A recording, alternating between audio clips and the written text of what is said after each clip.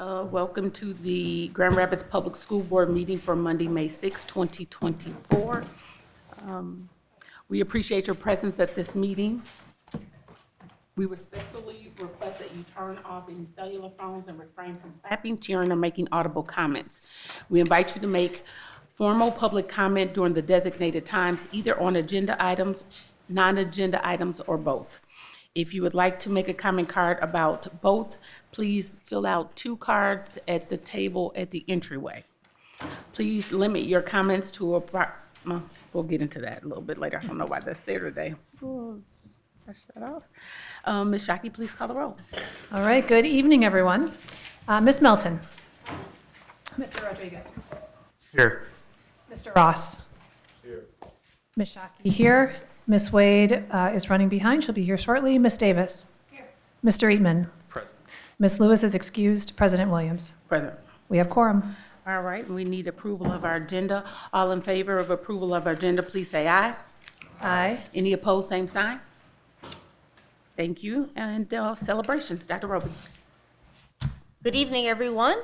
We are excited to welcome our Aberdeen scholars, including Miss Emma Witoski's 5th grade class. They are showing their activism and their agency, and so we'd like to invite them forward, as well as the executive director, Mr. Matthew Beresford. I'm not sure if principal is also in the audience. We'd like to invite her forward. There she is, Miss Simon. So come on forward and tell us how these young people are leading the way. Okay. Dr. Roby, President Williams, esteemed board. Tonight we have a lot of Aberdeen scholars here to share an exciting project that they've worked on, and they're all gonna present a portion of it, okay? So I'm gonna give it to them.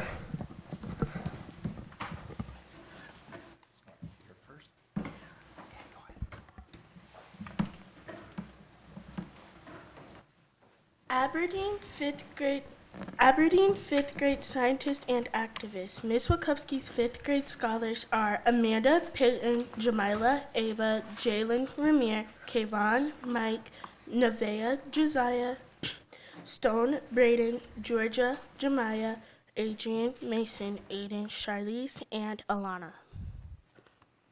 After House Bill 5563 of 2024, after a lot of hard work of research, essay writing, and presenting, House Bill number 5563 was introduced by Representative Rachel Hood and referred to Committee on Resources, Environment, Tourism, and Outdoor Recreation. The bill states, people of the state of Michigan enact Section 1, the stonefly Terranarcea species is designated as the official state insect of the state.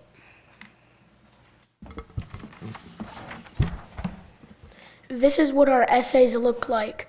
We worked hard to write a 5-paragraph essay that told what a stonefly is, including its life cycle, its importance to the waters of Michigan, as well as its role in many food chains, and its impact in Michigan's economy through fly fishing.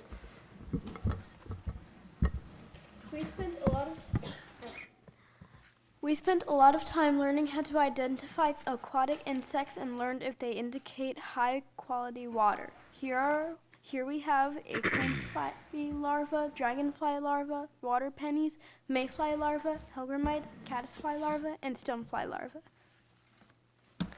Once our essays reached Lansing, Representative Hood wanted to meet our class, so we prepared a presentation for her where we taught her all about the stonefly.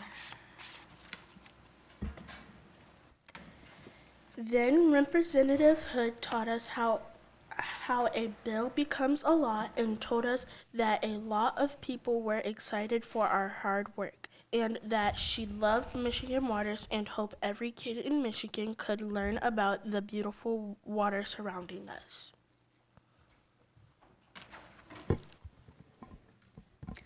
Last, we visited Honey Creek at Seedman Park in Ada to count the number of macroinvertebrates, multiplied them by their sensitivity rating, take the sum of our count times sensitivity, and then divide by the total abundance. I know, it sounds like a lot of math, but it was pretty easy.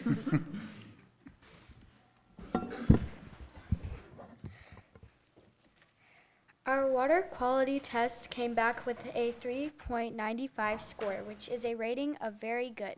This meant that the degree of organic pollution level was slight pollution possible, the second best rating possible. The next 2 slides show us hard at work at Seedman Park. We are so proud of our hard work.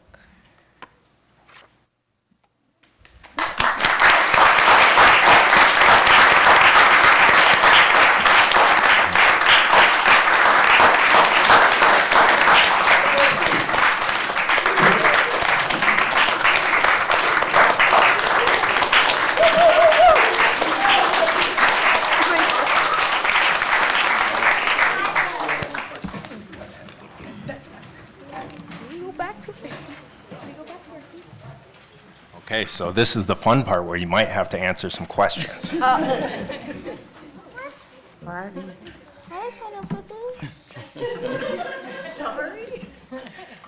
Colleagues, any questions for these wonderful presenters? I'll start off. For my own high school class, I had to write my own bill where I had to talk about the distributions of vaping, some other things, which is a very difficult process. Took me about a week to write. So how's the process for you guys who are way younger than I am? How is it writing your own bill? If anybody else wants to speak, Yeah, of too, course. you can if you're here. How was the process writing the bill? I will say it was really good. It was really good? It took a little bit, but we worked really hard and we got it pretty far with it. And we used articles and research and more things, and I think we started in December, right? Yeah. Impressive. Yeah, have any of you continued to study any of these insects? Yeah? That's awesome. I've showed a lot of people who I've told about it and stuff, like some of my family, and like I've showed them pictures and like told them some fun facts about it. Great. I think we up here, and then your whole community behind you who stood up and applauded you all, those who wasn't able to speak as well, we're all proud of you. And that this is advocacy at its best in work, when you get to exercise your thoughts and what you want and how that impacts community change. And so you guys should be extremely proud of yourself in regards to how you were able to come together collectively to help do an impactful event that will end up changing what we do here in the state of Michigan and loving our waters that surround us, as Hood stated. So congratulations. Well, I have a pretty simple question. Were there any other contenders that you considered for our state insect? And then how did you get to this final one? At the beginning. Why did we pick this one? Cause I think it was because it had it lives in only good oxygen water. And who eats it?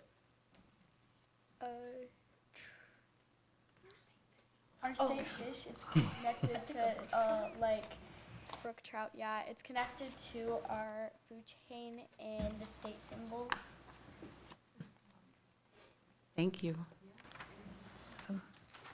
Good So job. to our Aberdeen scholars, those who are presenting in front of us, as well as those who are here, and to the classroom teacher and principal, this is an example of learning out loud. And one of the things as an educator that we certainly appreciate is that it's not just about the research, it's also about advocacy, and you've included science and mathematics, as well as the impact environmentally, and so that needs to be something that's just lifted up, and we are just so excited to see you do this. And I think about how the power of the ability to take an idea and get it passed into law, that is something of a phenomenon. And so you need to be very proud. Your classroom, your teacher, and your school, and then also our broader community needs to be very proud of the work that you're doing. So we applaud you again.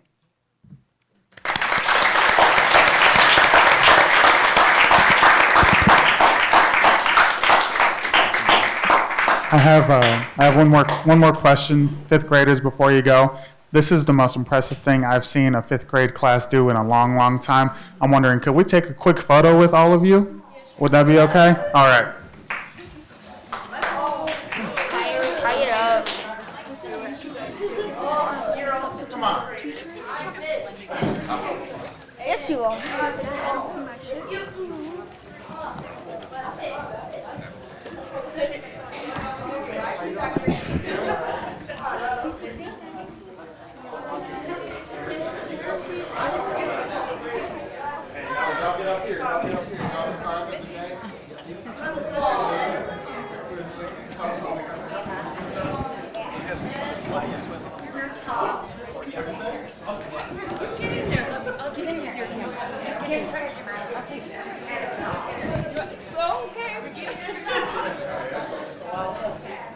All right, everybody ready? 1, 2, 3. No. All right, we'll do it again. Ava, keep your hands down. Okay. Here we go. Ready? Look straight. 1, 2, 3. All right. Good job, everybody.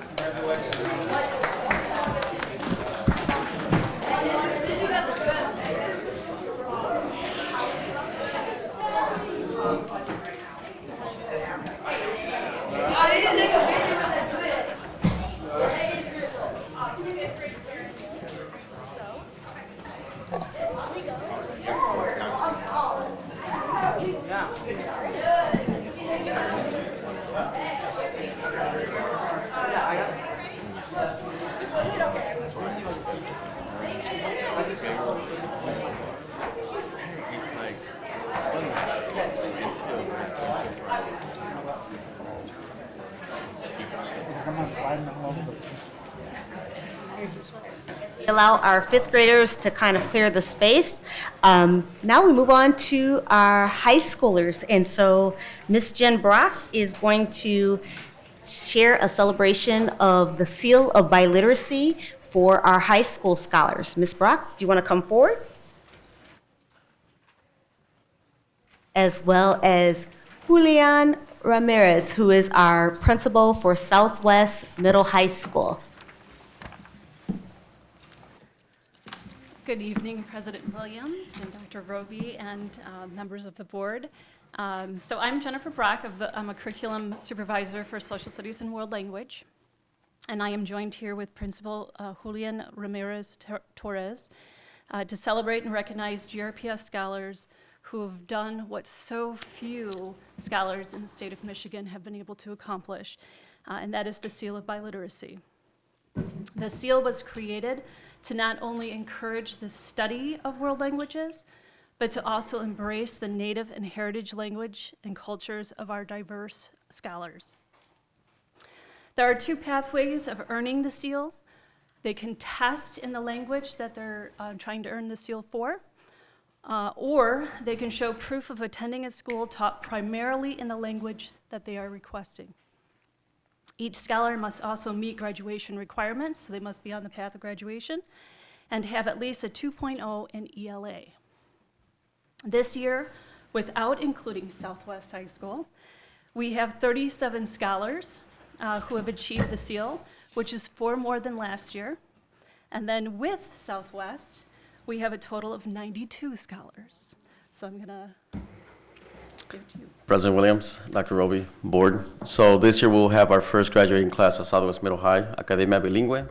Super excited about that. Also very excited about the accomplishments. We have 55 seniors that will be graduating, and 55 of them have achieved the Seal of Biliteracy. So that's 100% of our scholars that will be graduating that have achieved that. So I've been with that program for 5 years. Remember, before we built that program, before the building came up, that was a dream. So we have 3 pillars, right? So we have bilingualism, biliteracy, and cultural competency. And the way that we're achieving that pillar for bilingualism and biliteracy is through the Seal of Biliteracy. So it's a great accomplishment. It's something that our scholars are super excited about. We held our honors night last week, and that's something that we celebrated, and the bar was set high. So we continue that work, and we're excited for that work. Congratulations. Congratulations. And I just wanted to say further that the Seal of Biliteracy is not only a great accomplishment, but that employers seek out candidates who are biliterate, which may provide these scholars with greater opportunities for job placement and potentially higher pay, as there are so few with this certificate. And should scholars choose to advance in their study or development of their language, colleges will potentially place them in higher level courses, thereby reducing the cost of courses they might have to take at the college level. Also, in honoring these students, most of these students, or I should say all of these students, were honored in their senior awards night, so that for you it was last week. Last Thursday. Yep, and then in other schools, I mean, they're kind of rolling them out. But we also have it in their commencement ceremony during graduation. There will be a mark next to their name indicating that they have that, and we also recommended that there's a time where they can stand to acknowledge it as well. Thank you. Do you have any scholars with you tonight? I do not have any Okay. scholars with us tonight. Thank you. And so I want to just make a special note. This is, again, as alluded to, this is the inaugural class of the Southwest High School program. This is the first graduating class, and their graduation ceremony is Tuesday, May 21st at 5 p.m. at the Hausman Field. And so we are super excited for this inaugural class, and so excited. It's rare, and so I don't want this point to be missed, that as we have high standards and expectations, 100%, and so we want to lift that up, 100% of the students who are participating have gotten the Seal of Biliteracy, and phenomenally and statistically, that's something to make mark of, because normally you don't get to 100% of anything. You always strive to get to that, and so we want to lift that up to Principal Ramirez Torres and his team and the work that has been done for these young people. So congratulations to you and to our scholars. I cannot wait till May 21st. Thank you, Dr. Roby. Thank you.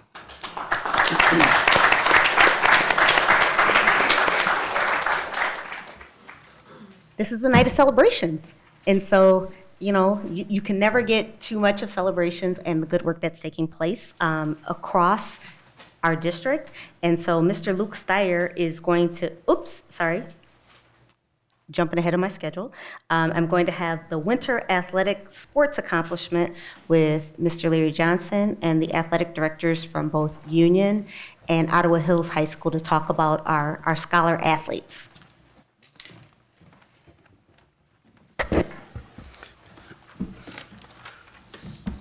Good evening, President Williams, Dr. Roby, other distinguished board members. Marcus and Justin needs no introduction. I think we all know who they are. They will be bringing forward our winter sport scholars.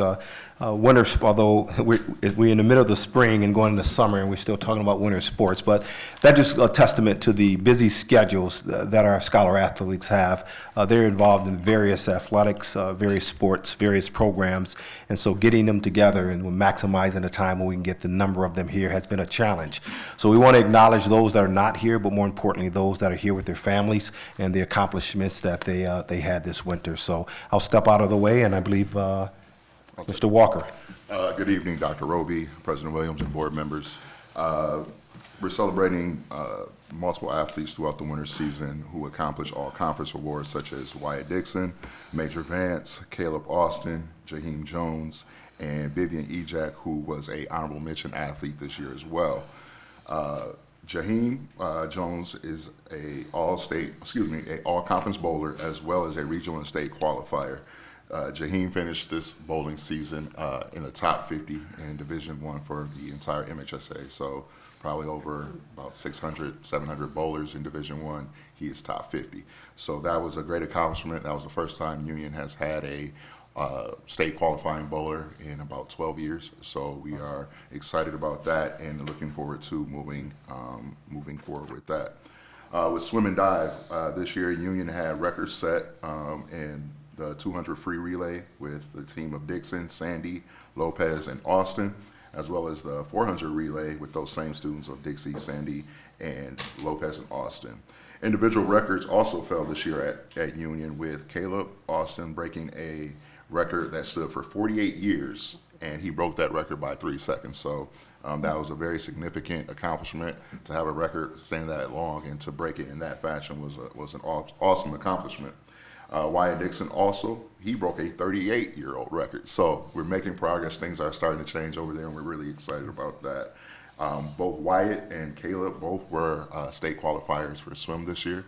This is the first year we had multiple swimmers in a while when it comes to being a state qualifier. Lastly, we have to celebrate Ayla Lipscomb. Ayla is the first wrestler in Union history, female wrestler, to be a state qualifier in wrestling for the MHSA. That is a huge, huge accomplishment. The things that she endured throughout the entire season to compete at such a high level, and then to go into the state tournament to qualify and make it all the way to the state finals. So along the way, she won multiple tournaments throughout the year at Fenville High School, Northview High School, West Catholic, Kalamazoo Central, and she placed third at the Kent County Classic. So Ayla was a very busy student, scholar this winter. But she represented us well with great class, and I found out just last week that she is looking to join the Grand Valley wrestling club team starting the fall. So we are looking forward to be able for her to be so close, so our team can still go support her. So obviously these accomplishments cannot be done without a great board to support our student and their efforts to represent us. So we thank you for that.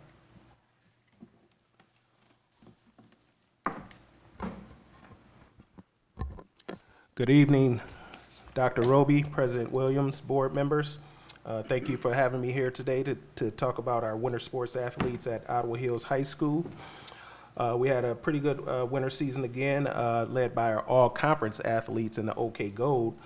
We had 8 athletes make all-conference in boys basketball: Craig Herskin, bowling, Corey Malone, and boys swimming, Armando Huner, Wyatt Jaquez, Ryan Yan, Mateus Rizkala, Dominique Lamberts, and Elias Morgan all made all-conference for swimming. The OK Gold honorable mention athletes had girls basketball with Kyla Buggs, also girls basketball with Samaje Robinson, and boys basketball Dayton Strickland. The boys swim team had another awesome season, winning their 4th conference championship in a row. Their second undefeated season, dual meet season as well. They had 5 athletes that qualified for the Division II state meet in 3 individual events, and also 2 relay events. Those were led by Matthias, Armando Huner, Ryan Yan, Wyatt, and then we had the 400 free as well. One of the school records that were broken was the 400 free relay team, also by Mateus, Armando, Wyatt, and Ryan. And then we had 6 all-conference swimmers, 5 academic All-Americans, 7 academic All-State, and then, which is a national award, the NISCA Scholar Team Award, was the swim team was the bronze level with a 3.4 GPA, team GPA. Girls basketball enjoyed a successful season as well, again led by our honorable mention athletes, Kyla Buggs and Samaje Robinson. Kyla Buggs, who's with us today, just committed and signed her national letter of intent to attend Kuiper College and play basketball. She's a 2-time nominee for the MLive Player of the Week this year, and also was recognized MLive All-Area Honorable Mention. Boys basketball. If you follow Ottawa Hills boys basketball, I'm sure many of you heard of Craig Herskin. He became a 1,000-point scorer at Ottawa Hills. He was also all-conference. He scored 51 points this year against Wayland. He was also all-state honorable mention. He also signed this week, or last week, with Albion College to continue his basketball career. And also just this morning, I was made aware through an email that both Kyla and Craig were invited to participate in the West Michigan All-Star Game on June 4th and 5th, held at Davenport University. So thank you for your support and for another tremendous season. And I'm sure we'll be back for the spring season. Thank you. I do want to recognize some of our coaches are here too. Coach Emily Gussert for girls basketball and Coach Eve Julian with boys swimming, who also joined us as well. Thank you. Can we ask our scholar athletes, because I see a couple of them in the audience, to stand up so that we can give them a round of applause too.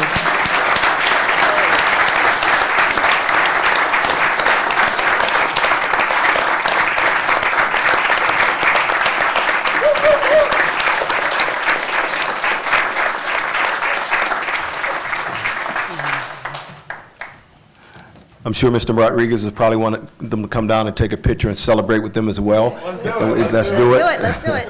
And just want to thank all the coaches and the parents who's given their time to let these kids excel, not only in the classroom, but on the court. Thank you very much. I was about to ask.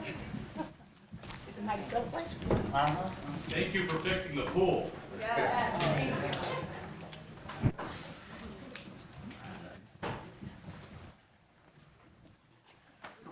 Don't be shy. They're not as short as fifth graders.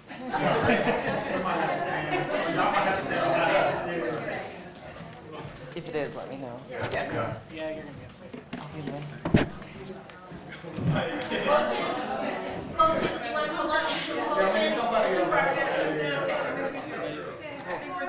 Yeah, can we get closer? All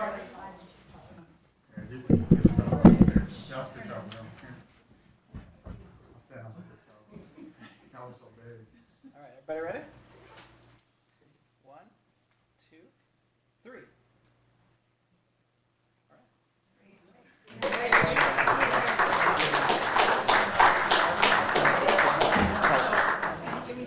Thank you for representing us well.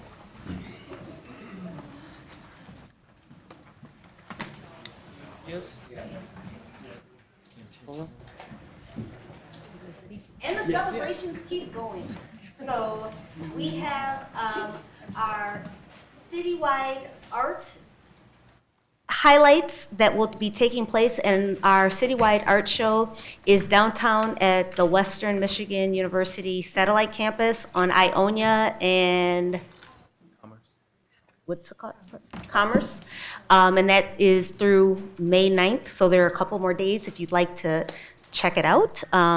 You will not be disappointed. You'll be blown away by the art of our scholars. This is the largest art show in the state of Michigan, where we have over 2,000 young people sharing their talents. And just as a kind of brief aside, I was telling somebody, I said, I think it's the largest art show in the nation. And I wasn't quite sure about that. And I said, but I know it's the largest art show in the state of Michigan. And so it's just a phenomenal experience. And again, it's free. It's open from 8 until 5 p.m.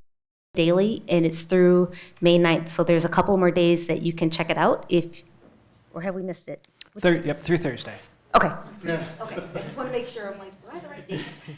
And so Mr. Steyer will tee up the presentation. Yeah, this is a video that our video content guy, Evan Leonard, put together, and it just shows talks with some of the scholars and shows off some of the art downtown, a sample of what you'll see if you go to the art show. So we'll take a look.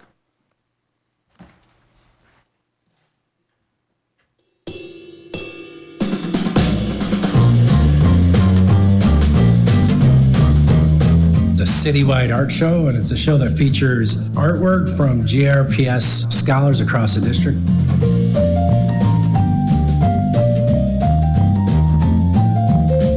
I'm checking out arts.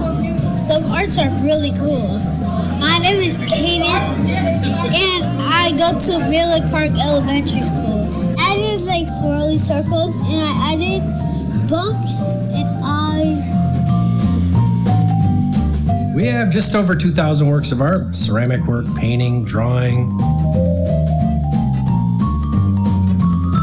It's really fun. I love the art show. I think that there's just so much talent in this school district. I feel like we're really lucky to have a space like this that we're able to display our art in. Hi, my name is Elliot. I'm in 11th grade and I go to City High Middle School. I've just always loved art. I love being able to create something and just having it come from my brain. It represents skills that were taught and learned by scholars. It represents choices and problem solving, and to see this all in each little piece and each big piece, to see and think and understand all the work that went in to creating these works of art. There's just a lot of positive energy in this space.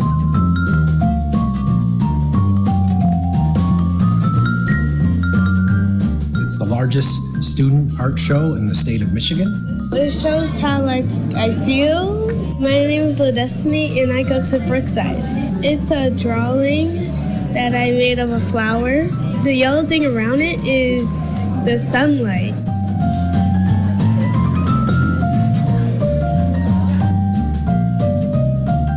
Acknowledgement of your hard work is something that sticks with you for the rest of your life. It feels amazing. It's just so much fun. It's such a good feeling.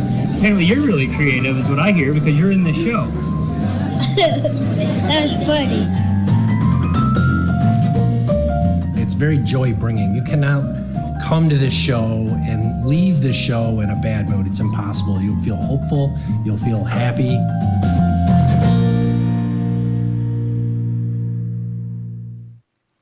I've gone a couple of times, and each time I see something new and different. And again, just the brilliance and the creativity of our young people is always inspiring. And so if I can encourage and invite folks to take advantage of this, it is very raw talent, but also very deep talent. And so we have just such brilliance across our city, and it's through May 9th, which is Thursday of this week. So I invite people, if you haven't had a chance to take advantage of it, to please do so. Awesome. Thank you. Our next presentation, this is Teacher Appreciation Week, and it's also Staff Appreciation Week. And so this is the time that we look to honor our hardworking teachers as well as our hardworking staff throughout the year. And so there are lots of little and small things that we can do as leaders and community to tell our folks that we see them. And we don't, even though it's labeled as teacher appreciation, we would be remiss if not to acknowledge our district staff, because there's a lot of folks that help support the work that goes on in schools. Our support staff, secretaries, food service, parapros, custodial staff, and bus drivers and principals that make the work happen in our schools. And so although it's labeled as teacher appreciation, we want to acknowledge our full staff. And there are some celebrations that we have taking place this week across our district. Mr. Steyer. Yes, so we're partnering with the Grand Rapids Public School Foundation to hand out gift baskets to our staff across the district. And we're also working on social media. Over the last week, we've been out talking to scholars all across the district to, in their own words, describe the impact that teachers are having on their lives. And every day this week, you'll see on social media, we are sharing a video with scholars just talking about the impact that teachers have had on them. This is the first video that posted today, and we'll keep sharing these videos all week long on all of our social media channels, and we'll play this first one here. I have seen a lot of teachers at this school specifically put in a lot of extra effort. My teacher's name is Miss Mogolski. She helps me by pushing through and finding different ways to help teach us. She has empathy because she thinks about us and the way how she has to explain stuff. I love my teacher because she always helped me with everything. Teachers have got me back on track. They've helped me get my grades up when I didn't think I would actually be able to get my grade up at all. It gives tools to better grow, and they help other students if they can, and they make sure to prioritize mental health. Thank you, Middle School teachers.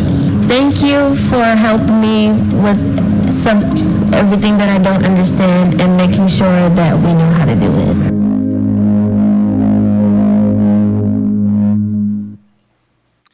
So we invite you to, throughout the week, as you see those on social media, to share them out on your pages and our entire community as well to help spread the word. And we'll see new videos every day this week.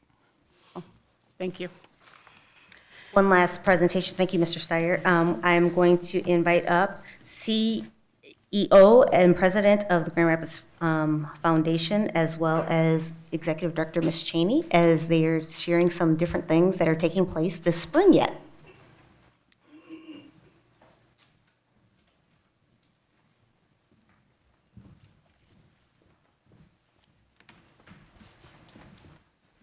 Good evening, Dr. Roby, President Williams, the board. I apologize for my dress. I was getting ready for teacher and teacher support staff appreciation all day, so we were putting together baskets. So we have 47 baskets that are getting ready to be disseminated tomorrow amongst the district to share a little bit of love with all of those who support our children in our community. So, but I am supporting my alma mater, so I'm proud to say that.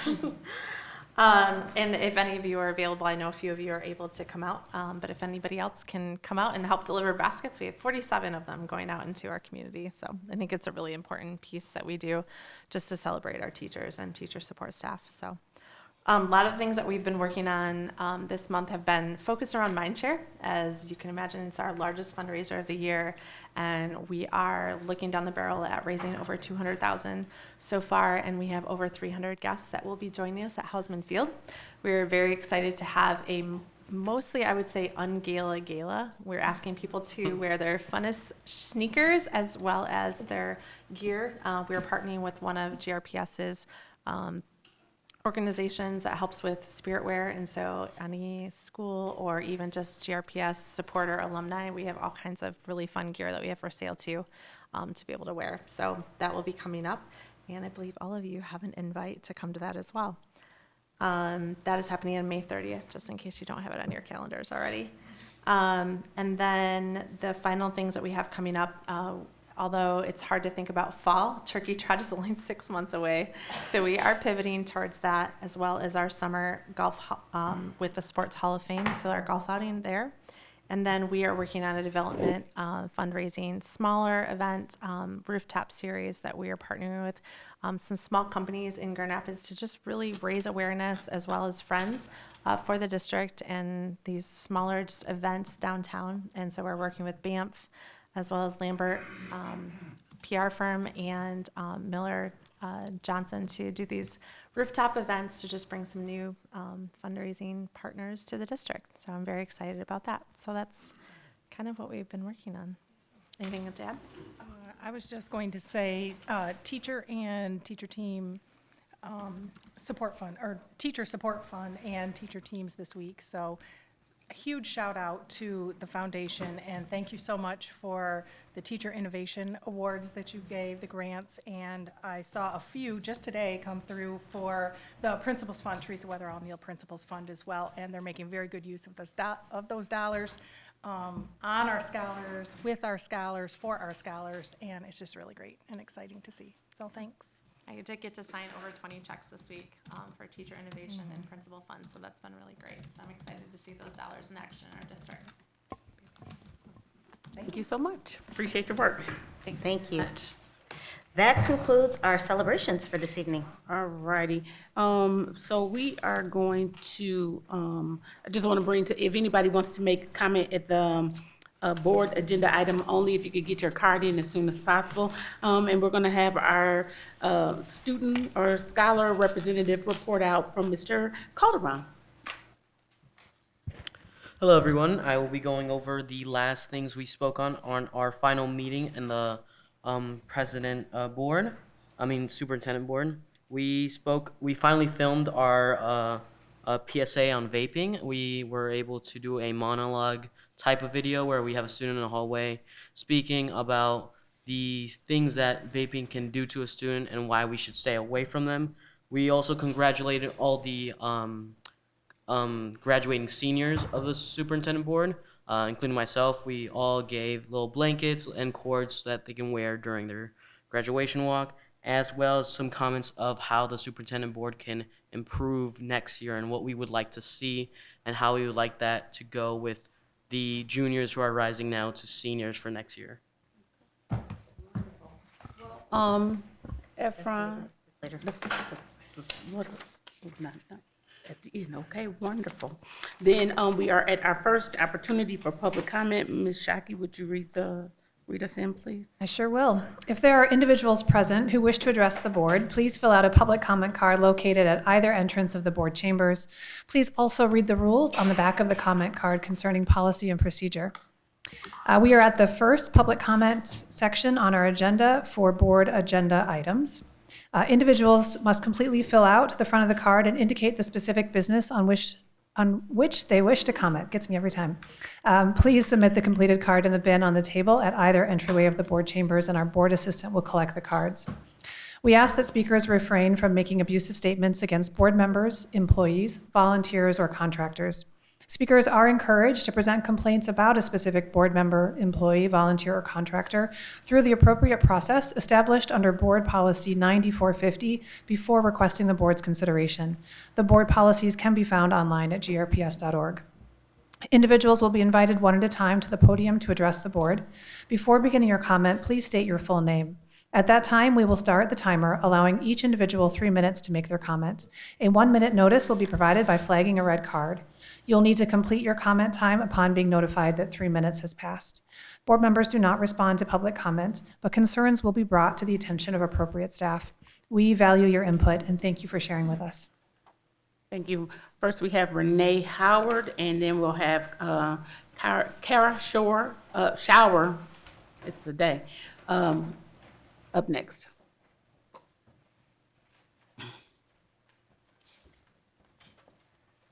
Good evening, board members and Dr. Roby. My name is Renee Howard, and I began teaching at GRPS in 2010. I'm here on the first day of Teacher Appreciation Week to address that exact concept, showing appreciation throughout the entirety of the year and throughout one's career, and not just during 1 week of the year.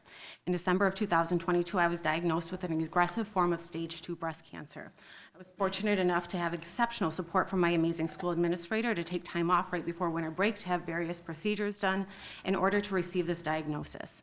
I applied for FMLA and took a full year off to attend to my health needs, 16 rounds of chemo, surgeries, biopsies, and scans galore. My return to work date was January 3rd, 2024, and I was excitedly looking forward to it.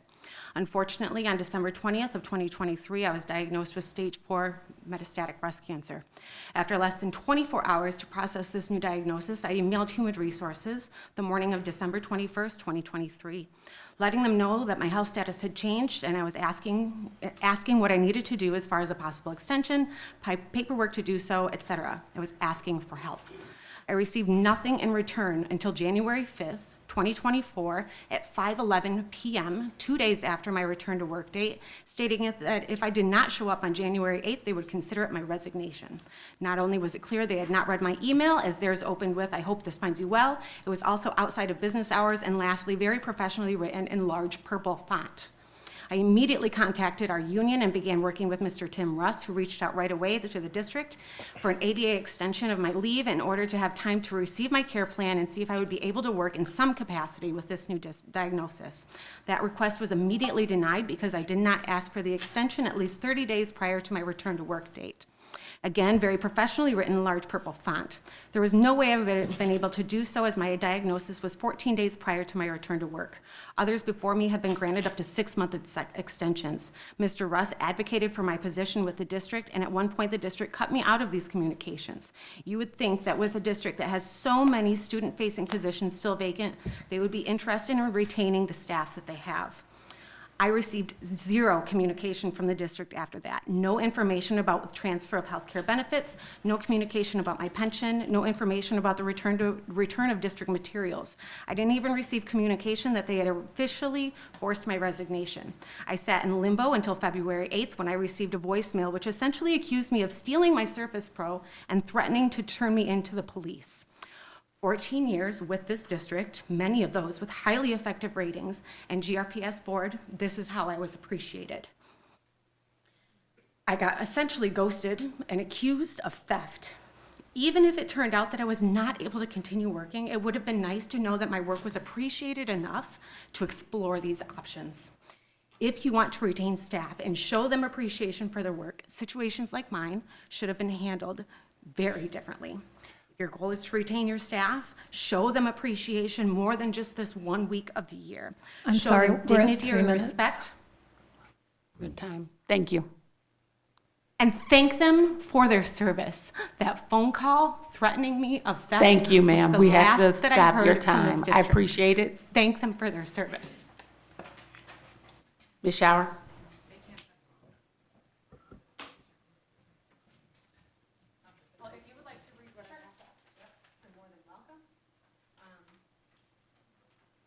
Ms. Howard, as well, we have opportunities for staff to connect with you after this, so thank you. Don't worry, we're done connecting. I think I've already connected with them more than you have the entire school year. Whew, I was already gonna cry, but here we are, y'all. In short, do better, GRPS. You never know why someone has to leave your district. It may not be because we were assigned 33 students in a split class. It may not be because our students are struggling with big feelings, and these are reflected in big behaviors for which they receive little to no consequences and are sent back to our classrooms with balloons and candy. It may not be that they work far more hours than the contract says in order to meet the needs of our students, and it may not be that they can no longer afford to work here as their time and effort is so disrespectfully mirrored with abysmal pay. It may be that they are literally dying. When a staff member comes to you to resign for any reason, ask if they need assistance with the process, professionally answer questions they may have along the way, and finally, thank them for their service to your district.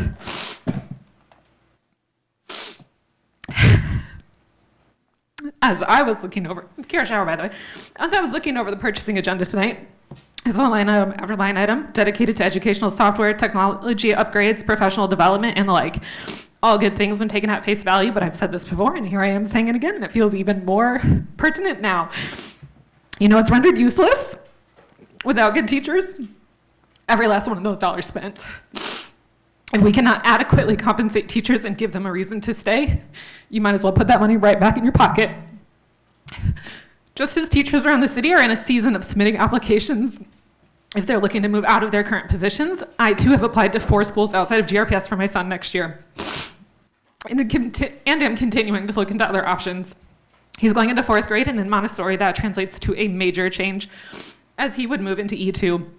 I have no confidence that he would be walking into a classroom in August that would be well suited to meet his needs or that of any other 3rd grader in our building. I am one of many 3rd grade parents in our building with a long list of backup plans for the 2024-2025 school year. Just this morning, I was texting another mom about 2 schools on their list of backups. My friends and neighbors could tell you how I would only apply elsewhere in desperation. I want to be the public school's greatest cheerleader. I want equity for our kids. I want excellence for every last child in this district, but my son and his classmates have been failed over and over again, and I'm being forced to choose between my ideals and putting him through another year of hell. My younger daughter will stay. Guess why? Her teacher is incredible. My daughter has flourished this year. We have the opportunity for her to have one more E1 year with her, and we will take it. Let me be crystal clear. She is an incredible teacher in spite of this district. In no way, shape, or form is her excellence because of this district or even meaningfully supported by this district. I know this holds true for many others. Thank you.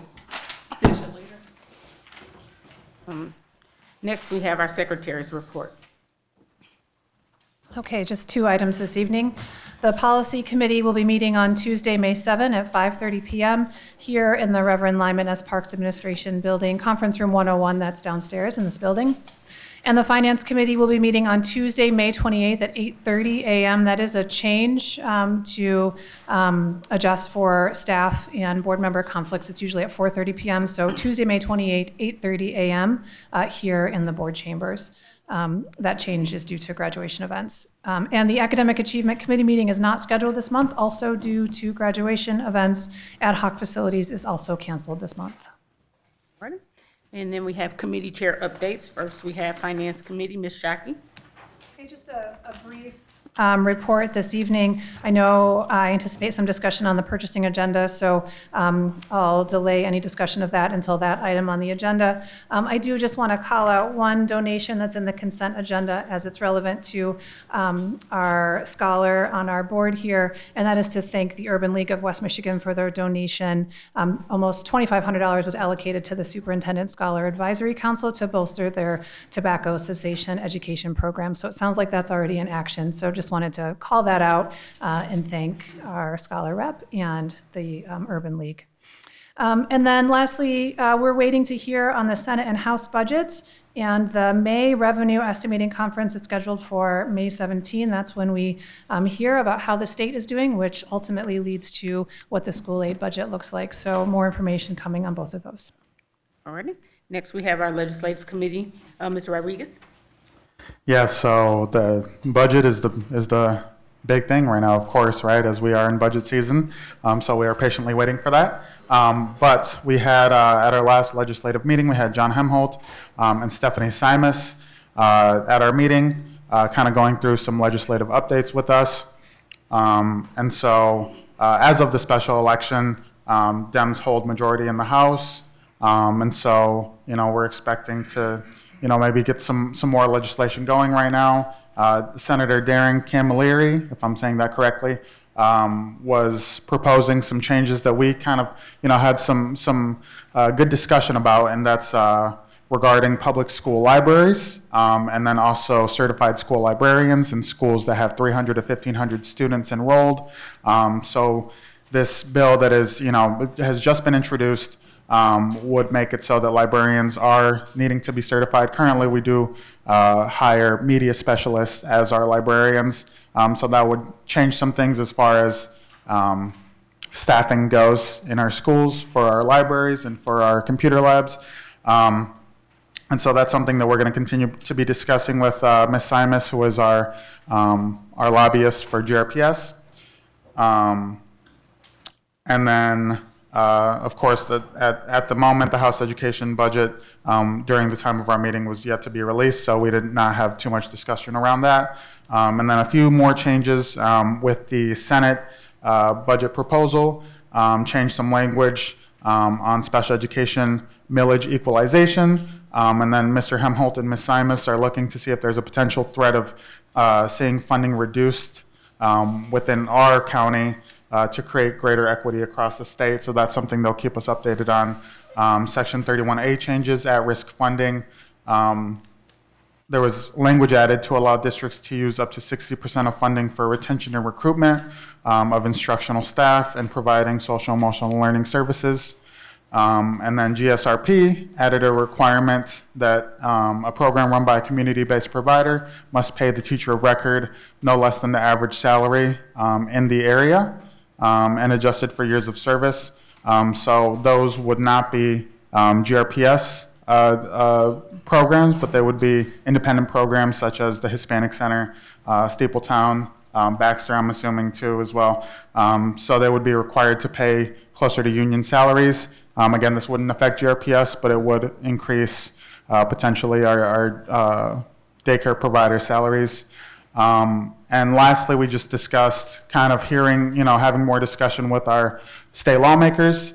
Mr. Hemholt mentioned that the delegation is accustomed to hearing from GRPS, and of course, we want to have a voice at the table, and we want our needs to be met, as well as one of the biggest districts in the state. And so we're going to continue to have conversations, continue to be at the forefront of these bills that are moving through our state legislature. And that's what I've got. And again, our meeting can be found on our YouTube channel, GRPS My Choice. There was a lot of discussion, so if you want to check it out, go online.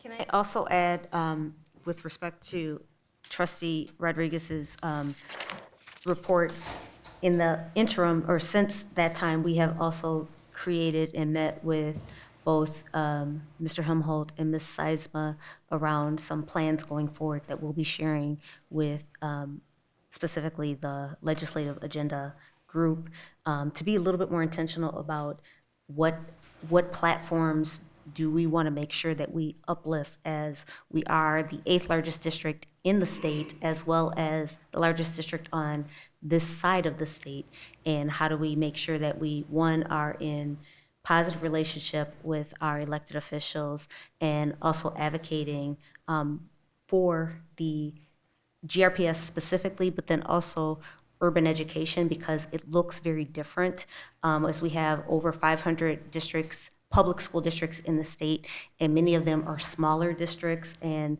we want to make sure that the needs are differentiated appropriately, and that we have a voice at the table. And so looking forward to sharing some additional information with our board in the future. So I had a quick question about that. So with regards to the certification needed for librarians, do we know how many staff that we have that's in those positions that have that certification already? Is that going to negatively impact us in that area?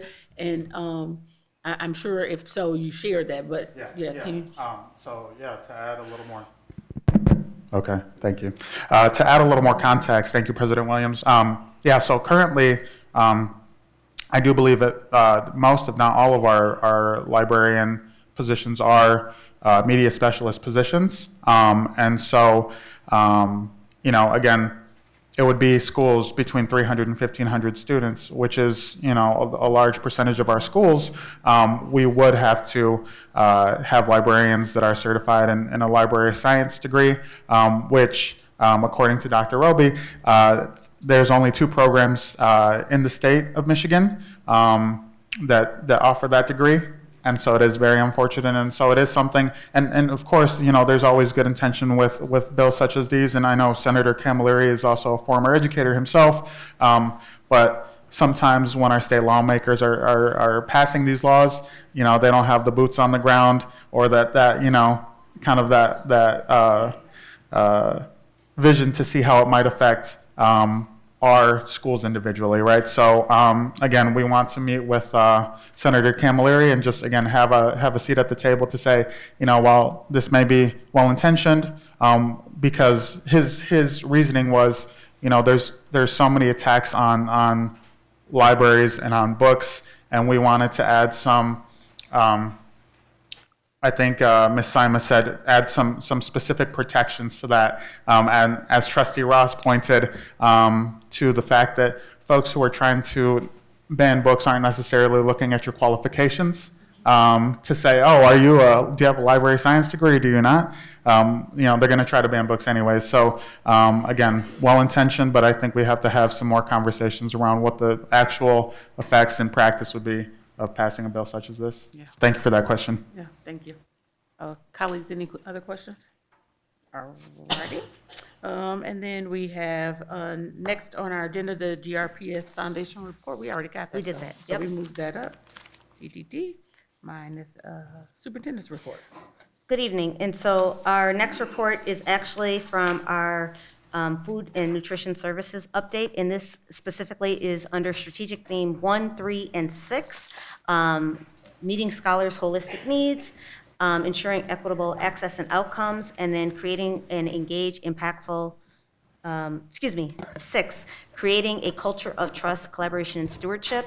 And as part of our work this year, we've been trying to provide quarterly reports around different areas of our district, and food service is one of those areas that our community and our board and staff have asked for continual updates. And so I'll invite Mr. Green to come forward to provide an update as to what's taking place with our nutrition services. Good evening. Dr. Roby, President Williams, board members, thank you for this opportunity.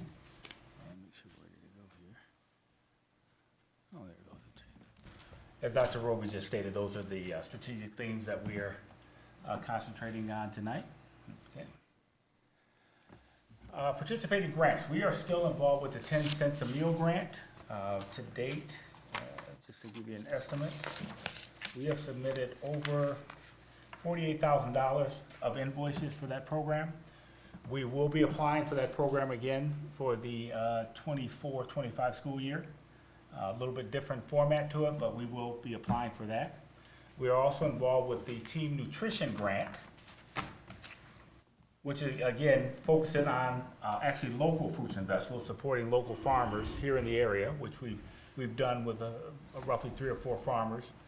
We have had 5 nutritional classes at Southwest Elementary where we had a representative from MDE who's involved with the Team Nutrition Grant. Physically, we're in classrooms at Southwest Elementary presenting nutritious meals and just nutrition information to the scholars over at Southwest Elementary. This individual also conducted cafeteria sessions right in the cafeteria while they were eating over at Frost Middle School, High School, and Southwest Middle School, High School. So that was actually done during the lunch serving period. Our goal is to increase availability of local fruits and vegetables, which I believe we're doing. One of the issues we have is that we're in Michigan, and the growing seasons of a lot of these fresh Michigan items are actually grown and harvested during the summertime. So we should be able to get some of that toward the back end of August and September as we start the new school year. Next is just a list of some of the items that we have added for the 23-24 school year. We've actually added more than that, but I just wanted to put a few up there for your review. I see some of you looking at that picture that's up there. That was an item that the cook prepared over at Museum High School. It's avocado, egg, cheese, and she took basically a English muffin, English muffin, and sliced it in half. And that's gone over very well with the scholars. She normally pairs between 30 and 50 of those when she puts those together. So that has gone very well.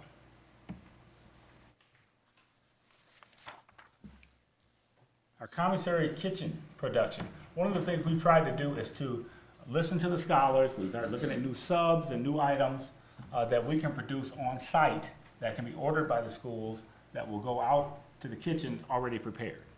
So one of the things we did on the 3 breakfast sandwiches you see up top, we removed those from the breakfast biscuits and we actually started putting those on croissants because we thought the croissant had a better texture to it, so those were switched over.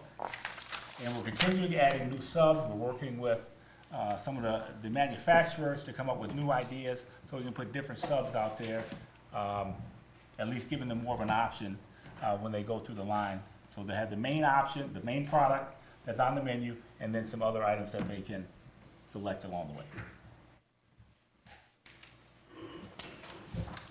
Taste testing events.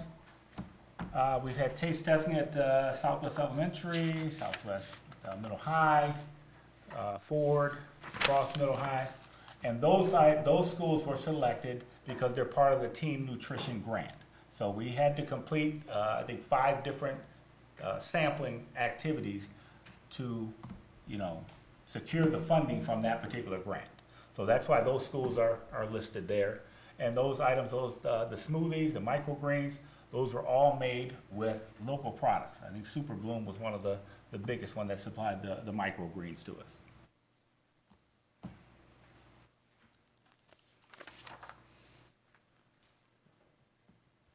Our plan of action, one of the things we've been doing is listening to the scholars.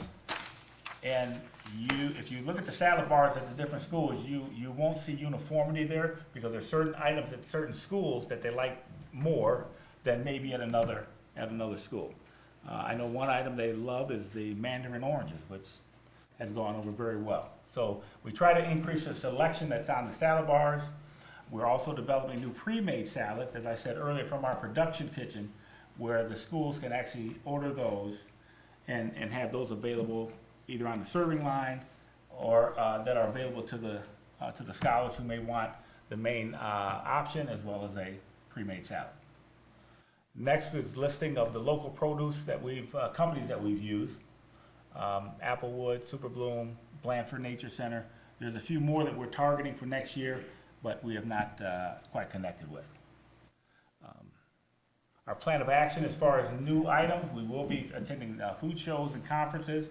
And again, we have appointments with vendors and manufacturers probably every other week that are appointments are set over at the Nutrition Center, and they come in and show us all the new items. Mainly we see new items at the food shows because you have a lot of vendors there. And again, we had the opportunity back in the fall to take some scholars from, I believe it was Union, and we attended the Gordon Food Service show that was downtown Grand Rapids.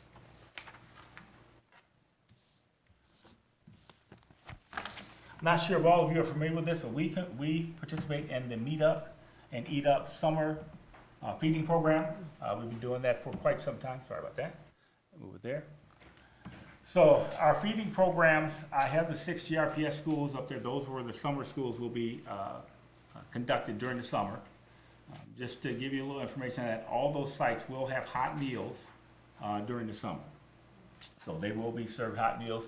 And we have 17 community feeding sites that will be open. We haven't finalized that yet. We have the application in to Michigan Department of Education awaiting their approval.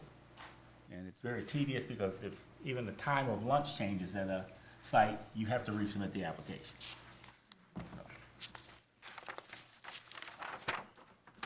Upcoming projects, we had the opportunity to meet with some of the personnel and walk through Sigsbee. So we have had conversations regarding the kitchen remodeling, and I think we have some good plans in place there. Expansion of menu monitors. I don't know if have you seen when you walk into some of the high schools, the monitors that are up there with the menus, or it could be the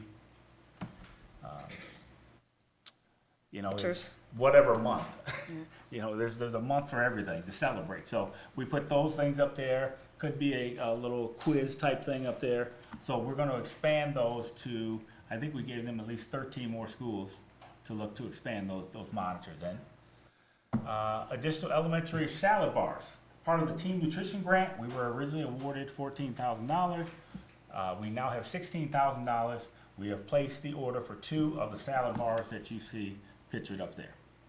Should be delivered within the next couple weeks. So again, that's one of the things where the money is there, we've got to spend it by a certain time. So that's 2 of the things that we ordered there. Capital expenditures, I won't go through all of those, but they're just basically what we need on a daily basis to function, from food to supplies. The last point there, commercial blenders. We have had great success with these smoothies at the schools that we have tested. What we're having a hard time finding is a blender large enough that we can make more than like 8 smoothies at a time. Because normally at a particular school, we make 30 or 40 of them, depending on the size of the cup. So we're looking for a commercial blender so that we can expand that to other schools and have it on a regular basis and not just a taste testing type situation.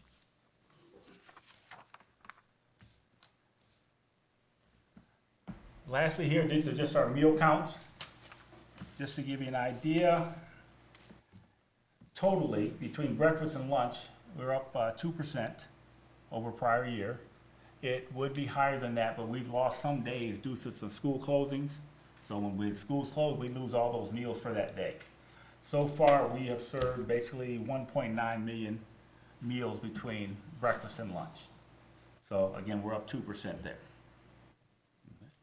And actually, as you can see, breakfast is actually outpacing lunch.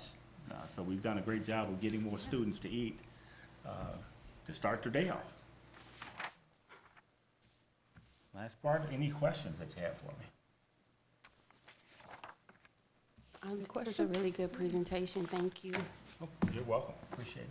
All right. I don't hear no questions. We'll No, move. more of a comment. I do want to thank you for your previous presentations when you received constructive feedback from us in regards to that. So to see that was taken to heart and not personally, and you were able to make some adjustments and change it, also taking in scholar voice, that's really crucially important. And so I appreciate the intentionality behind making the necessary changes and also sourcing locally as well. Yes. So I appreciate that.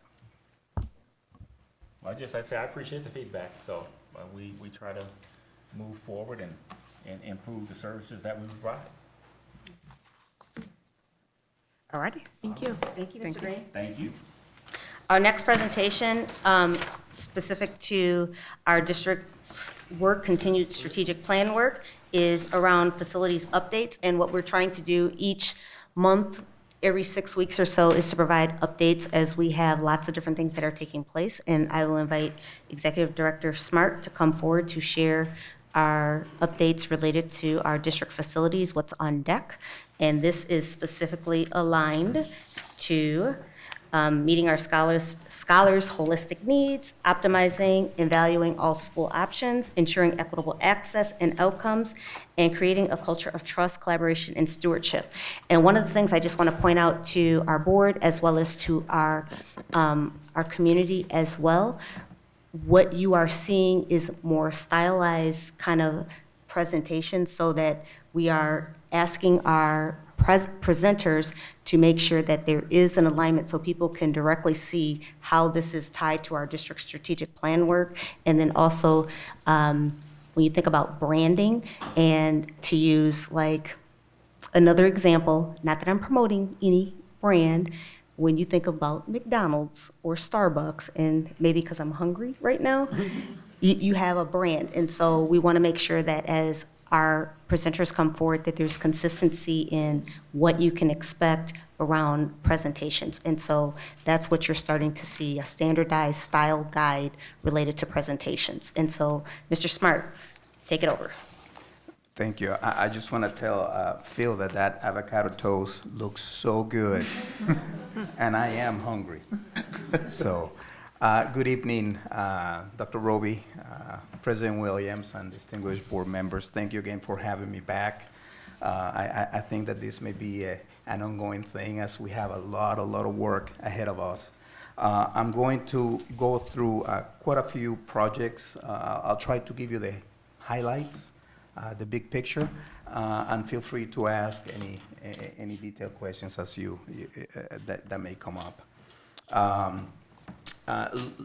General look here. Today, I'd like to primarily address the current under development projects. As you can see, we have a few. The Innovation Center on Jerome Montessori, Kent Hills, Sibley, Coit, Playgrounds, 6B, parking lots, Montessori at Riverside, and Hausman Field. Looking ahead, those projects are the ones that we will be working on soon to put together requests for proposals. And there are more to the list, but I figure I better stop somewhere here. And you can see Kent O'Shea and Aberdeen will be the next large projects that we will be doing. We have the Union Pool upgrades, Otto High School auditorium, Cesar Chavez renovation, Ottawa High School to receive the students from Alger, Alger to receive the students from Brookside, and Dickinson. But we will be adding this as we move them to the current list. We'll add more as to look ahead. Starting with the Innovation Center on GR Montessori, the projects, both projects are substantially completed. We are still working through some warranty issues. We're still working with some HVAC balancing and commissioning.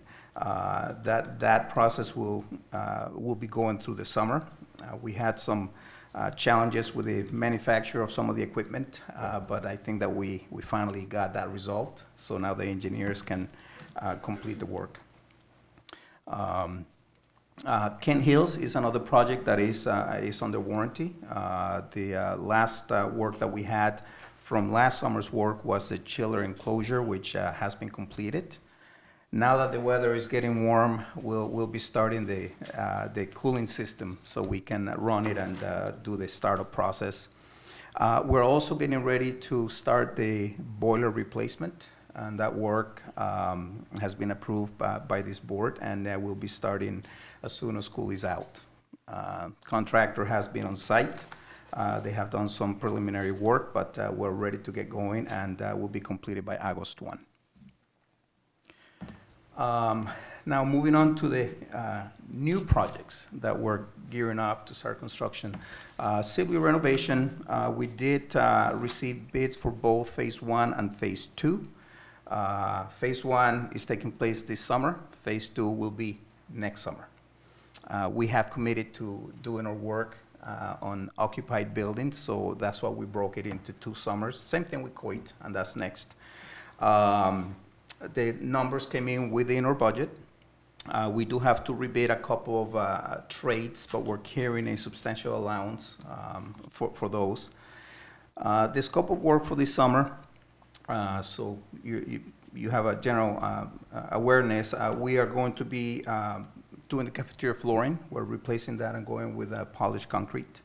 We're going to be repainting the hallways, replacing rubber flooring in classrooms, toilet rooms, and replacing the roof at the art patio. So that's the scope of work that we will achieve this summer. Court renovation, as I mentioned, is also going to be a two-part project. This one, we only bid phase 1. And phase 2 is currently in design, and we will be bidding this fall. We have shifted to our bidding process to be in the fall because we have learned that that's the best time for us to get more competitive bids and be able to get in the contractors' schedule for the summer. If we wait till spring, we may be a little bit late. We will be doing this summer masonry restoration, exterior, some limited exterior door replacements, drinking fountain replacement, the dance floor studio replacement, auditorium upgrades. Let me rephrase that.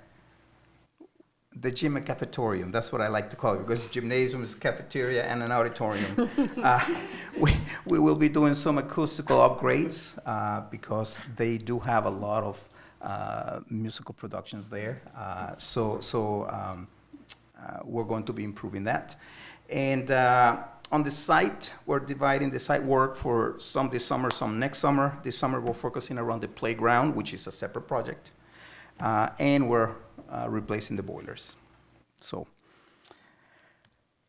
playgrounds. This is the one that always makes me smile. I think that it's everybody's favorite projects, playgrounds. And this year, we're only planning on doing one, and it's the Coit Playground. There has been a change, minor change to the project since the last time it presented.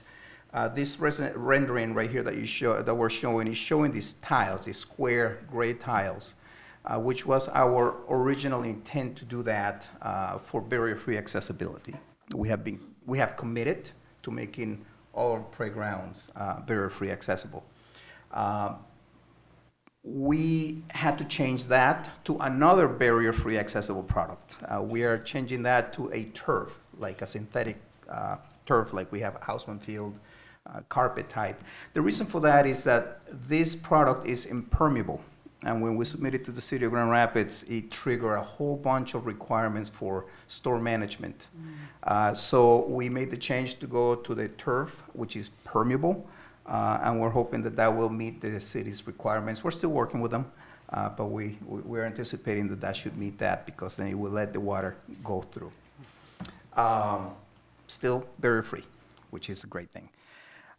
Future projects that we're looking ahead for 2025, playgrounds. Kent Hills, Buchanan, a new soccer field in an existing area. It's a small, reduced size type of little soccer field. Chavez Elementary and Harrison. Harrison, we have two in a courtyard playground and one outside. 6B. So our architects and construction managers are working on the preliminary design. We did have our first town hall meeting a week or so ago. We also have met with the academic team, principals. We were able to visit and talk to some of our scholars over at the Jefferson site. And the design work is shaping up. They have submitted a schematic design package for us to review. So we're reviewing that and providing feedback. The schedule is still for fall bidding. We will be bidding this in the fall. And we will be ready to receive our scholars for the Southeast Career Pathway in August. So we're looking forward to creating an awesome space for them. We're excited about that. Parking lots.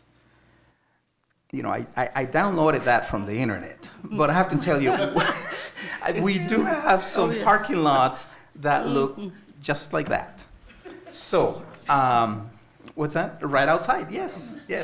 But I'm going to tell you, Franklin Campus it's not on the list yet. Yes. We need to take care of our schools first. That's right. So hopefully you agree with that. So this year, we have two that are ready to go. We designed them last year.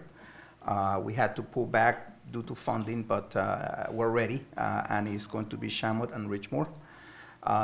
We are expecting proposals from civil engineers on the 9th, and that is to design the work for the Innovation Central, also GR Montessori, the Lion Street parking lot, which is across the street from GR Montessori, CA Frost, that one is really bad, and Congress and Kent Hills. So that's our target for design and possible construction next summer. Montessori, Riverside, the Riverside campus. We have issued a request for qualifications for architects and engineers. So we had a pre-submittal meeting last week. We have approximately 20 people that came to the meeting representing about 6 or 7 firms. There is a lot of interest. We also have been meeting with our academic team. We've had a couple of initial meetings. We have more work to do on the academic side. But we are expecting the proposals on the 8th, and we are going to do interviews for this project, civil engineers for parking, and the next one, which is Houseman Field, the week of the 17th. And we'll push forward a recommendation to finance at the end of that week. CM Construction Management Services, that will come possibly next month. Our last project, Houseman and Briggs Field, we put them together as one qualification request. They are very similar in scope of work, so we felt that it would save us some time and effort by having a firm provide proposals for that. The submittal again is May 9th, and we will have the interviews the following week too. So I know I went pretty fast and I gave the highlights, but if you have any questions, I will do my best to. One of the things I want to lift up, going back to Houseman, because we typically have graduations at Houseman, and so Mr. Smart and I and our team discussed that any graduations would take place in May of 2025, and any sort of renovations and work would begin after graduations ended in 2025, so not to disrupt graduations. Correct. And we are working with the athletics team also to find out when do we need to be ready to have our athletic programs there as well. The parking lots, are you in the upgrading of the parking lots, are you just fixing them or creating better flow? Well, it depends. Some of the parking lots we are actually rebuilding from the base because we have discovered through the years that our base is not strong enough for Michigan and the busing and heavy vehicles. Some of the ones that we're looking at, such as Congress, for example, we just issued an addendum today. We are looking at better flow. We are hearing some very valid concerns from the neighborhood that drop off and pick up is a little bit of a chaotic. So we're looking at opportunities for that. So it depends on the site where we're looking at that. Riverside, we will do that as part of the Riverside project. That one also will take significant reworking. Any other comments or questions, colleagues? Mr. Smart, were there any comments from our scholars as they imagined Sigsbee that rise to the top for you? Any things they said? One thing they would love to have is a student center, a student area, like a lounge. room that is just for them. Nice. So we got one. We have one on the plans. I don't know what's going to go in there. We're working with the school staff and Mr. Wilbon on that, on what's going to include. We're planning on having technology in there. I presume there'll be some fun things for them to do. One of the things related to that, we've talked about as our Southeast Career Pathways are a little bit older students, and similar to other programming, how do we make it more adult kind of focus and having those kind of spaces that look a little bit more in alignment with like what you might see on a college campus or things like that. And so our academic team is also continuing to have conversations to make sure that the space looks inviting and is a place that those young people can be proud of. Yeah, yes, and we, it's been an elementary or preschool for a long time, so we're making sure that that is not what they're getting. So we are upgrading, making larger windows, finishes, lighting, new locker area. So I'm really excited. I think it's going to be a really nice place. So, okay. Thank you. Thank you very much. Alrighty. And then we are That at concludes my reports. our next order of business is our action items. And first we have our purchasing agenda. And I know, Ms. Shaki, you wanted to give some information? I'm just happy to answer any questions. I anticipated there might be some discussion about some of those items, so. All righty, so then I'll push that forward. Any comments or questions with regards to our purchasing agenda that would impact your vote tonight, colleagues? I said, I'm asking for any question or comments that colleagues need answers to that might impact their ability to vote for this tonight. Okay. Yeah, okay. I'll start. So looking at purchase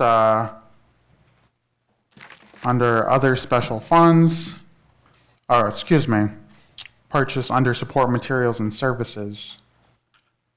Purchase number 4, school mint retention and recruitment services to include school-based marketing kits, development of website, customized professional learning plans, and professional development for staff at a total cost of $185,000.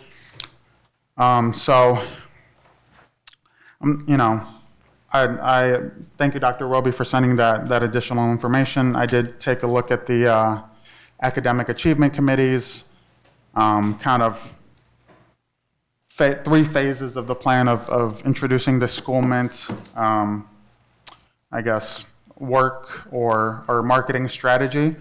And so I guess I don't really have any questions per se.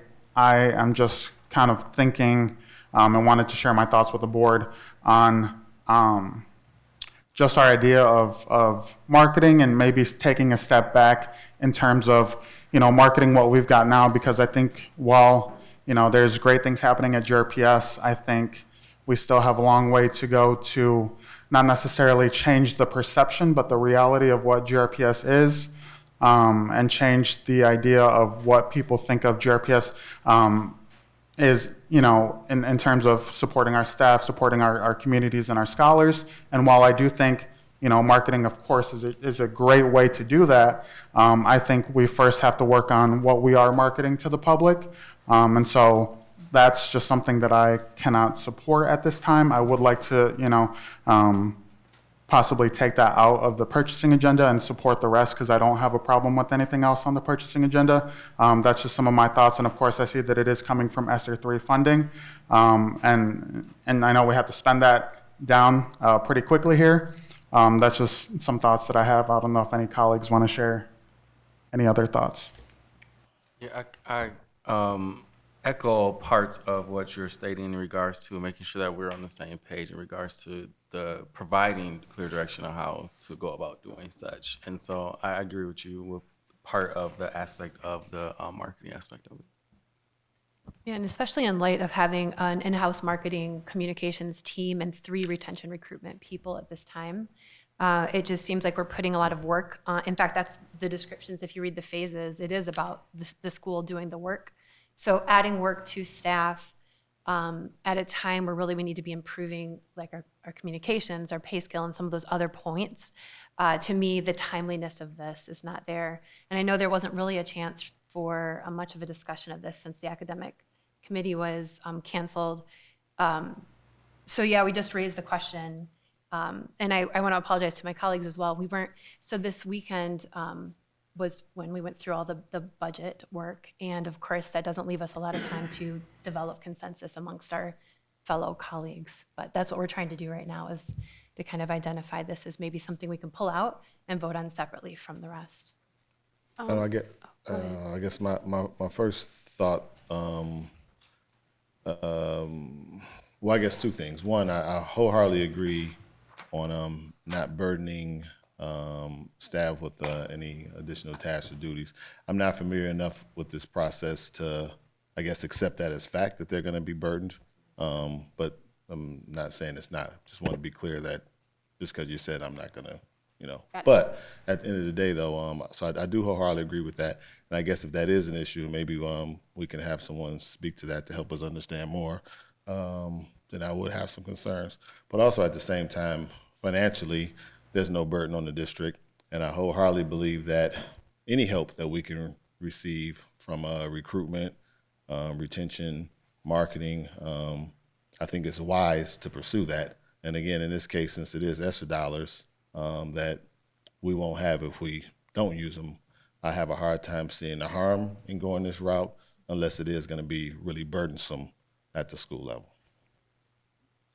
And I would just like to just share the part of the phase projection, right, is phase 2 would be end of the 2024-2025 school year. Each building will have an enrollment, retention, and recruitment plan.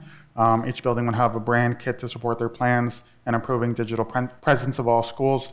And again, maybe I'm unclear of it because it does seem, then at that point that all of this kind of falls on the shoulders of our building staff rather than perhaps our communications team. And So I guess I don't interpret it as such. I interpret that as the people that are being hired to do this work will certainly develop a plan with input from the people at the building level. Most certainly it will be foolish to try to develop a marketing plan without input from people at all levels for that matter, but in this case, particularly the building level. I don't perceive that to be that folks at the building level are going to have to lead any work, but certainly they're going to be valued contributors to the work, though. And so I guess with that, I will say that I most certainly am comfortable at this point with this, based on one, it being ESSER dollars, and based on two, that again, there's obviously some leadership of outside expertise to get us to a point of developing an end product. It seems like it'd be nonsensical not to move forward with this, in my opinion.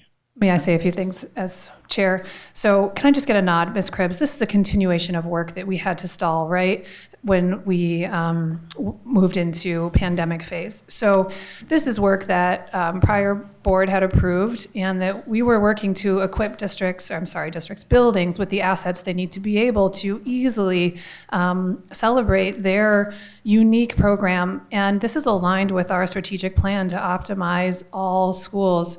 So when I think about finance and what we approve and don't approve, ultimately at that 10,000 foot level, we're looking at, is it strategic plan aligned? Is it within budget? Is it grant funded?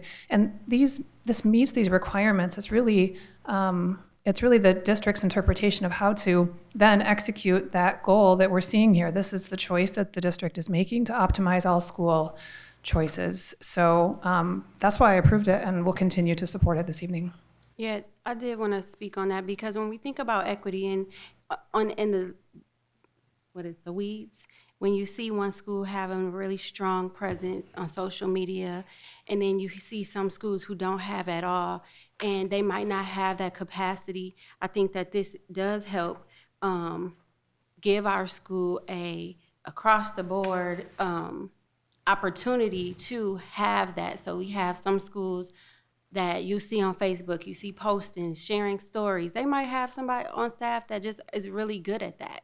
And then you have schools that just don't have the time, they don't have the people or that one person that wants to take that or can take that on. So I think that this is a really good opportunity to have that. And so I do support it. And initially I was wondering, but the conversation did help better. But I do think that when we think about equity and we want all of our schools to have this same type of communication, I think is very valid.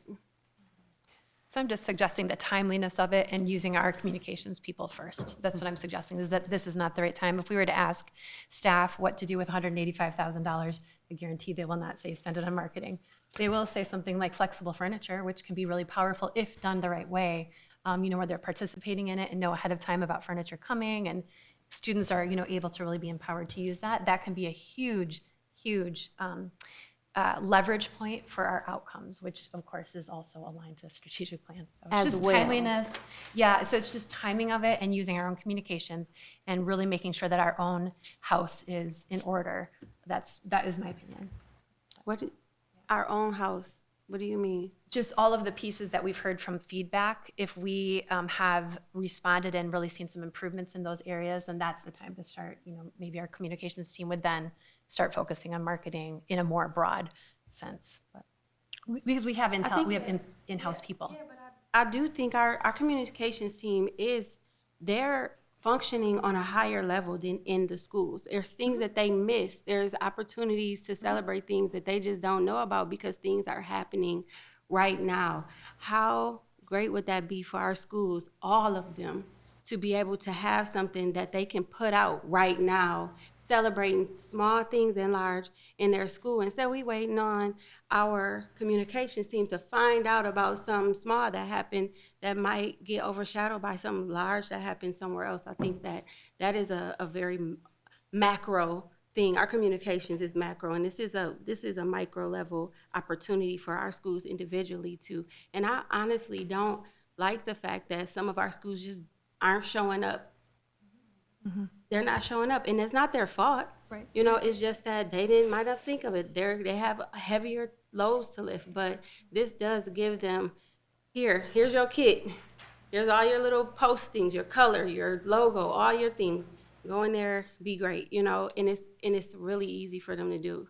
So, and they should get flexible furniture too, but that's another thing, Ms. Davis? I echo Ms. Shockey's comments, and then also in looking at phase 1 and 2 and the details, I think that at face value, this is marketing, but in the work that's being put forth for this marketing, I think it's writing some systems with the individual things that will happen so that there's more equity from building to building. And it highlights each of our buildings, which is something we've been pushing for years, to really uplift those neighborhood schools to be on the same level as the theme schools. We've been working on that since probably 2012, I'll say, that I've been in neighborhood schools working on those things. So this is just not a new initiative. The new initiative is the $185,000. So I'm just saying. That may help bring that 10-year battle to more of a close, though. We've been working on it a long time, so it might be time to do something different. Creating a template that they all follow instead of individually working on it the way they want to work on it. Alrighty, so I guess is there a motion to approve our purchasing agenda? Oh, I'd still like to talk about 1B3, We've got some, $175,000 I'm sorry. Okay, go ahead. $175,000 to Scholar First. Some of that money, so 1B3, sorry, I should have said that slower. So that is money that is going to be set aside, some of it for board work. And yet I asked, maybe I'm wrong, I asked through email, but I didn't get any back. I don't think the board has had any conversation about what would be helpful to align our work to Scholar First and what they offer. So I'm just bringing that up. So $175,000 for us. I'd love to be able to discuss that. You're referring to based off of our last gathering that we had that talked about what we wanted to do in regards before the contract renewal? Right, yeah. I didn't know that it was decided upon or that there was a plan. Unless somebody else, does anyone else know?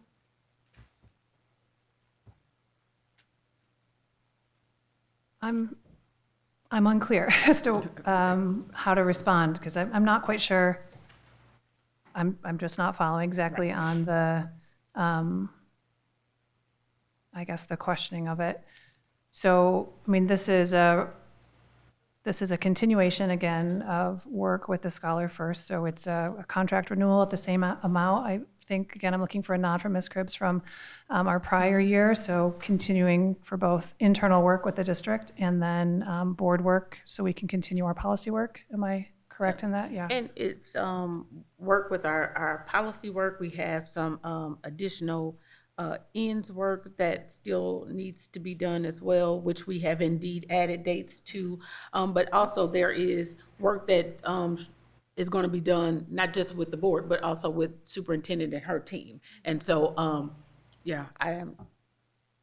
Yeah, just our portion of it. So we only have, I think we've got one more date, and that's under the current contract. And then I guess that's my point is what have we decided to go forward with? I didn't know that this was a breakdown specifically just to board. It wasn't, and so it does includes work that is taking place with board work as well as district leadership, including principal level leadership around, as we are doing some reorganization around the work of district office and how they're supporting schools, and then also building level leadership as well. And so it's Across the district. it's across the district with those who are in leadership level roles, from assistant principals, deans, principals, cabinet members, and board members. Will we have a chance as a board to discuss what our portion is all I'm asking about? So our portion of that work, that contract, is that something we can discuss as a board? Not necessarily right now, but is that something that we are involved in? I was just surprised to see that on the agenda is all. And what I'm hearing you say, just as a point of clarity, based off of, I don't remember what gathering that was earlier in this year, but are you saying based off of the last time when this came up last year, when we were talking about going in with some priorities and having some time to set aside to talk about that, this is bringing this full circle for you for that? Sure, yeah. Okay. But are you asking more specifically about the work? Or are you asking about the contract? Because those are two different things. Are you hoping to inform the direction of the work of the board or overall the consultants? There was no conversation about that there would be work or what the work would be. And then it's on the purchasing agenda. So I'm just asking for this whole transparency that we're working so hard on. Where will we have a conversation about whether the work is necessary? But I guess it's already been decided. So then what direction that work takes? Of the school board. Yeah, for the school board, because we already have the ends policy, like we know that's coming up. And then my understanding was that was finished. It isn't. We haven't done that work. And additionally, we added a date for that as well. So again, without knowing the particulars of what you're asking about, I know that work is included. I'm not sure specifically line by item per se what that means in her contract, but because she has other work that she's doing as well, Okay, who then decides that, I guess? The contract does not include board training. That will be added later. So this is specifically around building and district level leadership development. And so to the point that Ms. Melton is asking is that if there are certain things that the board would like to see related to their work as a group in professional development, that's something that could be added, but this is specifically around other leadership within Okay, our so district. that's different than, okay, than what originally was said. It is not the board work. I'm confused then because it does say policy work, and I'm wondering if that's, okay, okay. So I apologize. Yeah, yeah.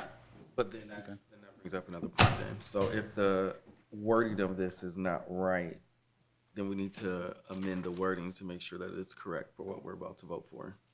Because legally, this is something different. So we would need to make a motion to amend this to speak what it needs to speak on if it doesn't include that.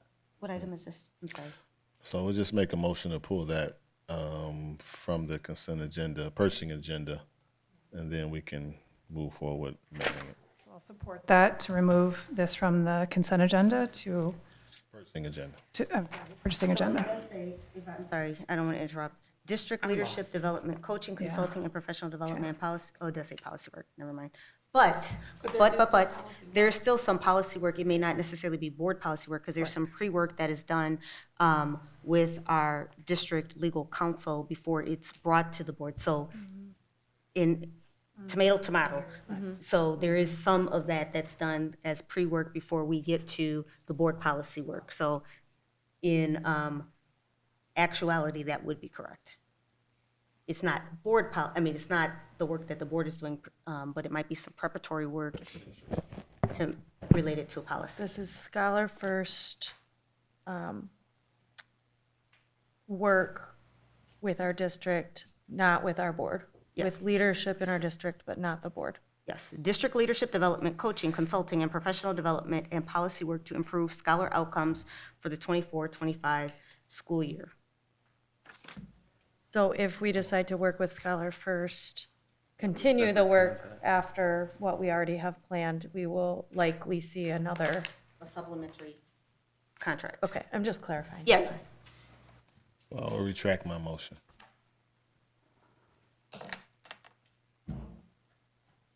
Okay. Is there any other questions with regards to the purchasing agenda? Alrighty. Is there a motion to approve the purchasing agenda? So move. Support. Please call the roll. Ms. Milton? No. Mr. Rodriguez? No. Mr. Ross? Yes. Ms. Shockey, yes. Ms. Wade? Yes. Ms. Davis? Yes. Mr. Eatman? No. Ms. Lewis is excused. President Williams? Yes. Motion carries. Next, we have our resolution, support for Kent Intermediate District operating budget 2024-25. Are there any questions related to the this particular item? Questions or concerns? Pretty simple. All righty. Straightforward, everyone's feeling. Is there a motion to approve the resolution for the support for Kent Intermediate School District's operating budget 2024-25? So moved. Please call the roll. Ms. Melton? Yes. Mr. Rodriguez? Yes. Mr. Ross? Yes. Ms. Shockey, yes. Ms. Wade? Yes. Ms. Davis? Yes. Mr. Eatman? Yes. Ms. Lewis is excused. President Williams? Yes. Motion carries. Next, we have our Kent Intermediate Association of School Boards Board of Directors. Are there any questions with regards to this action item? Since there are only 3, are we, okay, we're just voting for? Yeah. Okay. Perfect. Is there a motion to approve the Kent Intermediate Association of School Boards Board of Directors? Support. Please call the roll. Ms. Melton? Yes. Mr. Rodriguez? Yes. Mr. Ross? Yes. Ms. Shockey, yes. Ms. Wade? Ms. Davis? Yes. Mr. Eatman? Ms. Lewis is excused. President Williams? Yes. Motion carries.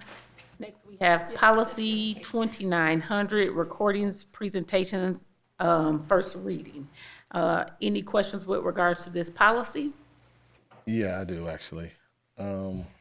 I know we had conversation about it before, and I'm looking at the added paragraph, the third paragraph, that states that the district recognized that it may be helpful for purpose of investigation, et cetera, et cetera. Then the second sentence, in this very limited circumstance and in the sole discretion of investigative recordings may be permitted.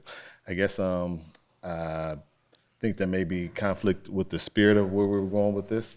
I think the first part of this added paragraph does capture the fact that we thought in some situations it might be appropriate to consider a recording that maybe wasn't, I guess, authorized, for lack of a better word. And if that is the spirit in which we approach this, then I think the second part of that sentence needs to be edited, as opposed to recordings may be permitted. I think then that might be recordings may be submitted for investigation purposes. Because the way it's written now, it reads to me that because of an investigation, then we may allow some subterfuge recording, and I don't think that was our intent, but that's the way it reads to me, and it may read that way to others who aren't part of the conversations. So just to clarify, you're saying that second sentence means to you that any of them might be included, and that's the problem? That second sentence says to me that in this very limited circumstance and the sole discretion of the investigator, recordings may be permitted. Mm-hmm. That says to me that if there's an investigation, then we may, as a district, permit someone to take a recording without permission. Oh, to take it versus submit Yes. it. So it's already, okay, yeah, I can see what you mean by that. And this, See, and I think my addition was for the first paragraph where I see the, where it says for any and all meetings, activities, and conversations. And for instance, this is one of these meetings. And so if someone wanted to record it or do something here, then they would be exempt from doing that here as well due to how this is written as well. So it seems like it's, Too broad. yeah. Well, and the idea is to be broad enough, and that's kind of, if I can respond to Trustee Ross first, and then, so the idea is, with the second sentence, that I believe our intent was to say prior recordings may be permitted. Is that language helpful to the incongruency you saw? Yeah, that would be helpful. I think it would just be clear to say clearly that for investigative purposes, prior recordings may be submitted or something. Or submitted, yeah. But yeah, but no, that does help to answer Okay, your so question. it makes sense though, because that was the intent. That's not what we said. Sorry, and then Trustee Eatman. So the first paragraph, too broad. Yeah, so like for instance, if you just look at how it talks about the first part being hidden for eavesdropping or making recordings of any and all meetings, activities, and conversations. So the eavesdropping part, get it, but it's the comma and the and when you talk about sentence structure and placement, that's also would include when people, we just had the scholars up here, and I'm using that as an example, celebrating them. Therefore, those parents and anybody else that was in here taking pictures, recording of that would have been in violation. So because it's so broad. Yeah, I can see that. And I think this being a public meeting where there already is recording, it may be different. But Anya, do you have anything additionally to add to that, or like to clarify or to hone it in that first? You are correct that just based on the things I heard from you, Mr. Eatman, about the concern about people recording during board meetings and things like that. It is already a public meeting, it's already recorded on YouTube, so the policy wouldn't apply to situations where there's already a recording of an event that the public's aware of. So would it not be in best practice when you think about clarity of let's add public ordinances or any form of policy to be very clear about what we're referring to? Because if it is broad, then it is up to individual interpretation to interpret that in policy. Sure, and then that's exactly why we bring it to the full board, to think of things that maybe the rest of us haven't. So we can amend the policy to include reference to public meetings. Yeah. Would it be helpful to add a rules section on what constitutes eavesdropping or secretive or hidden means of recording, then to clarify that? Because I can see both instances, right? In addition, do consider that if a parent has a phone out and they're recording a meeting, it's hardly going to be secretive.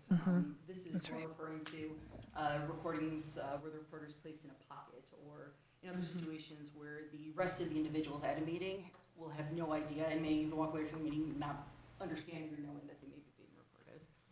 And I think the reason why I'm also, just to give you additional clarity on that, because it says and. It does not say and or, right? And so when it says and, that's plus in regards to that. And so I think that's the aspect that can become a little confusing in regards to that because of the language choice that's used in it. Sure, and I took notes of it and can get them to you, yeah.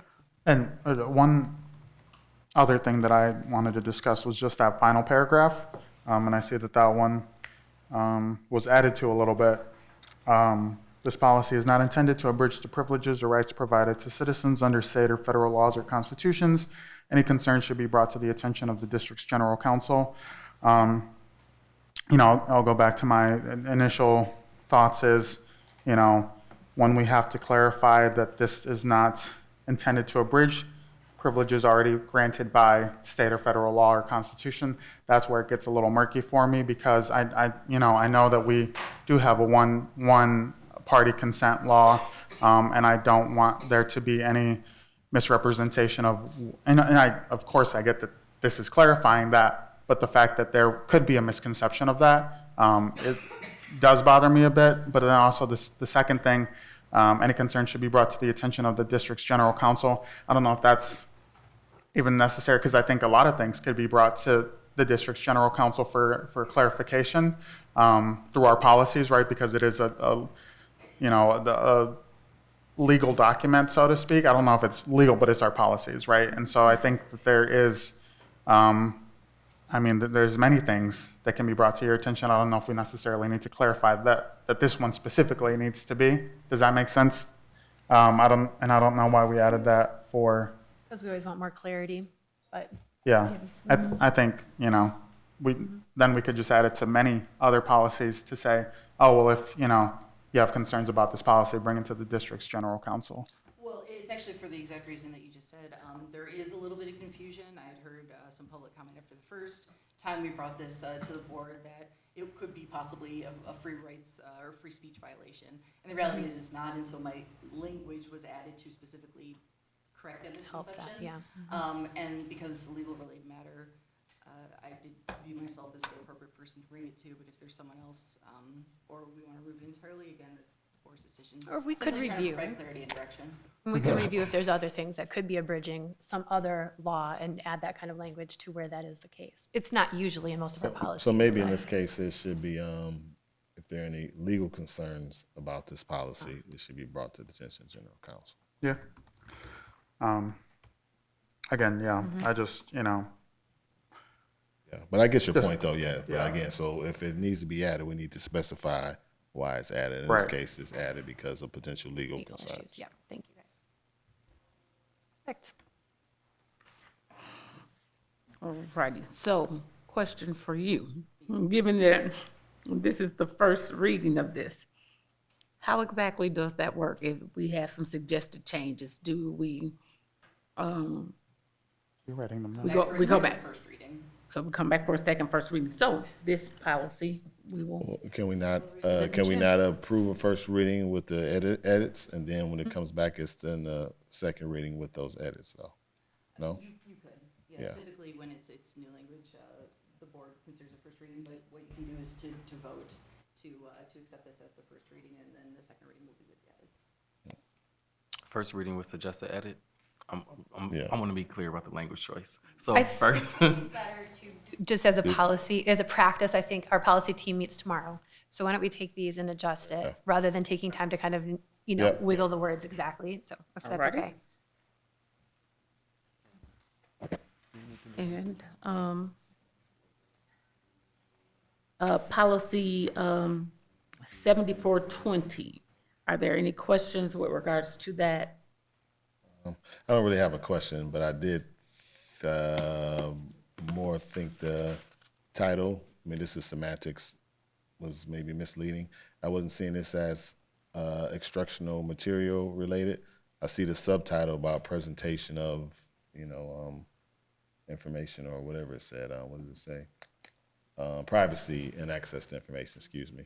So I understand that piece, but I'm still not seeing it being related to instructional material. So I just question it being in this section, I guess. Do you want me to answer that, or my understanding, or do you have a specific response? My understanding is that this is a requirement, if that's right, that we have this in order to use some of the instructional materials from some of our partner organizations. I think it's specifically Cherry Street Health, if I'm remembering correctly, Oh, that so we it's- have to have it for them to use our, to even instruct our students in their programs. That's why it's under instructional materials. got it. But you're right, it is a little bit strange, you're right. Requested as related instructional material. Yeah, yeah, it is, it's a little foggy, but it is a requirement for some of the people we work with. Yeah. So maybe even with that, maybe even just a introductory edit that many of our instructional materials, I don't know, require or maybe requested student information or something. I don't know. That additional context might be helpful to a future reader. That's all. Thank you. Colleagues, do we want to bring forth 7420, or do we want to support that edit from Mr. Ross as well, and then we take that to policy, which we'll meet tomorrow? I'll make a motion to move first reading in 7420. So moved. Oh, second. Wonderful. Please call the roll. Ms. Melton? Yes. Mr. Rodriguez? Yes. Mr. Ross? Yes. Ms. Shotke, yes. Ms. Wade? Ms. Davis? Yes. Mr. Eatman? Ms. Lewis is excused. President Williams? Yes. Motion carries. All righty, next we have policy 7880. Any conversation, questions with regards to this policy? I Do we? wanted to ask a point of clarity. Was this from the last time? I think this. Okay, thank you. You answered it with them. Good job with the policy. Yeah, you guys were there when this Miss- started, yeah. Ms. Rodriguez, were you going to ask a question as well? It was Make a going to be comment? nonsensical. I was going to ask, we have GRPS flags because I want one. That's it. That's it. Then, it sounds like we have some support. Is there a motion on the floor for policy 7880? Moved. All right. call the roll. Ms. Melton. Yes. Mr. Rodriguez. Yes. Mr. Ross. Yes. Ms. Shotke, yes. Ms. Wade. Yes. Ms. Davis, sorry. Yes. Mr. Eatman. Yes. Ms. Lewis is excused. President Williams. Yes. Motion carries. Next, we need a motion for our consent agenda grouping. Thank you, Anya. So moved. Is there support for our consent agenda grouping? Support. Please call the roll. All right. Ms. Melton. Yes. Mr. Rodriguez. Yes. Mr. Ross. Yes. Ms. Shotke, yes. Ms. Wade. Yes. Ms. Davis. Yes. Mr. Eatman. Yes. Ms. Lewis is excused. President Williams. Motion carries. All righty. Next, we have up our board president announcements. And so I would like to recognize the work of our scholars who sit on this board, who assist us and give us great perspective. And so while one of our board scholars is not here with us, Terrell Daniels, we will have something for him, but Mr. Calderon is here, and so we would like to recognize you with this certificate of appreciation.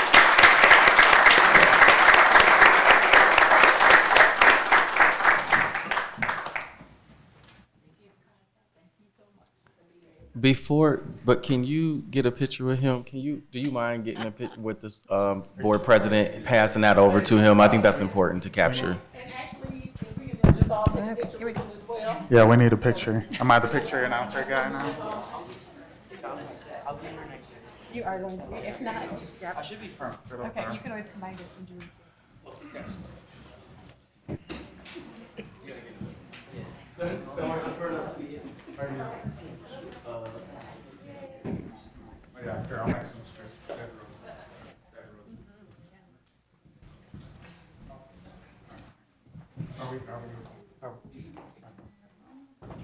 All right, everybody ready?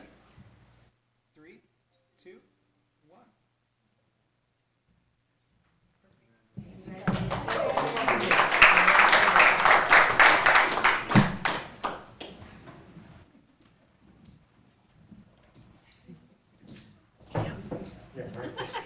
I can go study my history exam. No, it's fine. Yeah. Good luck. Your brain, trap it all. And then,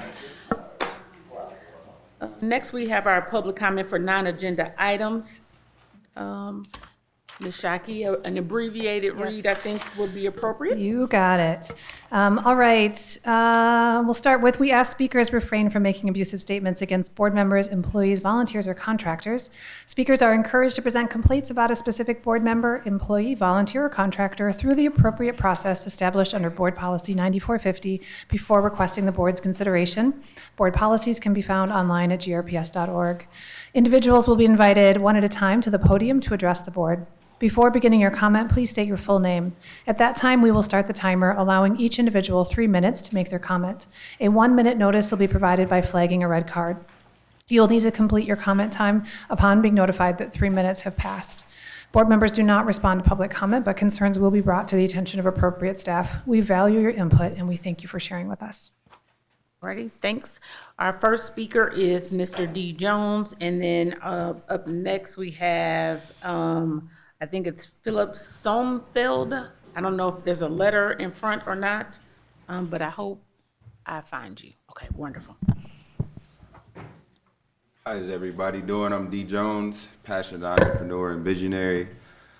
First of all, I'm just very excited to be alive and thankful to be alive, to be able to give back to our school district. I'm very excited for the 6 esports labs you guys are going to be building for our school district.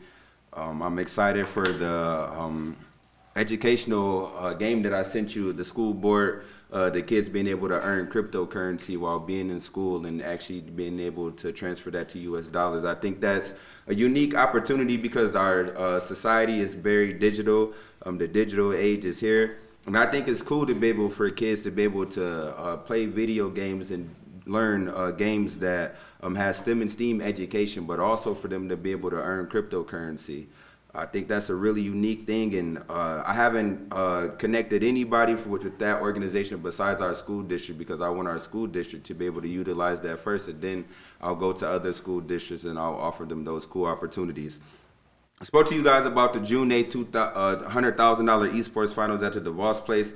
I hope to see some of our students from GRPS there.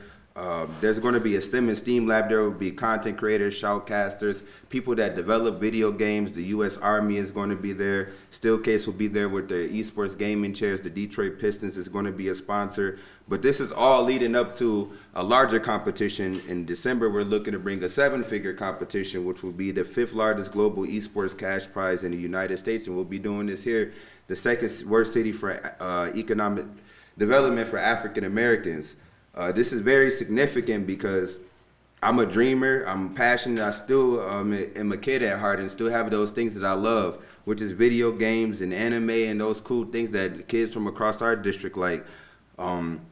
Just to be able to have something like this, a 7-figure competition is nothing too light. And it's going to bring a lot of economic change and help with infrastructure problems that we all know that exist across our community, across the nation, and be able to lead. I'm a natural born leader. I like to lead. I like to do the hardest things because there's strength to be grown from doing the hardest things. And to be able to bring a 7-figure competition to our city, our state, our county, it's going to be a cool thing, and that's a lot of cash. And I know that those kids will be able to know that their dreams can be able to come true. And that's what I wanted to show people is that regardless of ethnicity or background, that if you have a dream, there's no age on a dream. I'm pretty sure if I'm live to be 80 years old, I'm still going to be chasing my dreams. And hopefully I show people that their dreams can come true, which I've already done that. And I've brought the largest cash prize in our state's history for gaming and esports as a person of color. So please don't give up on your dreams, and whatever you dream of, you can achieve it. I've shown people that, and we're looking at bigger things in December before 2025. I thank you guys and have a good night. Thank you. Okay. Mr. Sonfeld is up, and then Kyra Shower is next.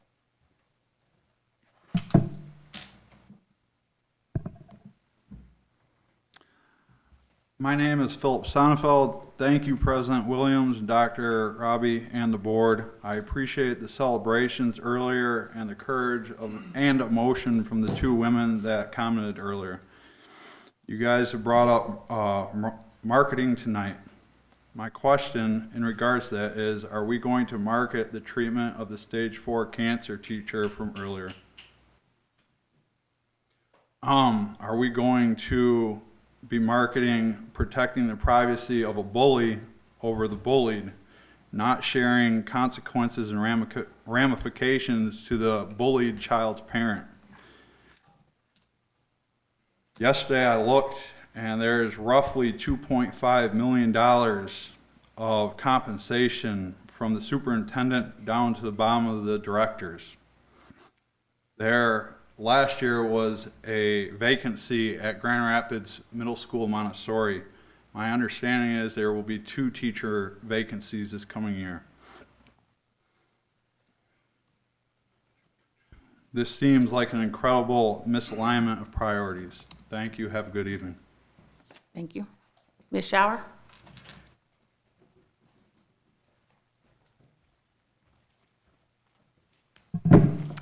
I'm Kara Shower. My youngest daughter is going to stay because her teacher is amazing. The absolute least that this district could do at this point would be to pay our teachers a wage that would allow them to quit their side hustles and weekend gigs. You have asked for them to be patient, and your time is up.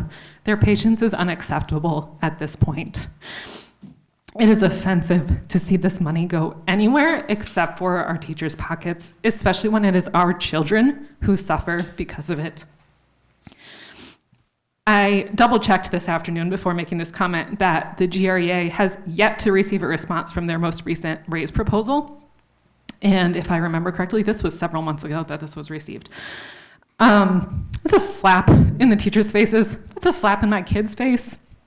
That is a slap in the face of every child in this city.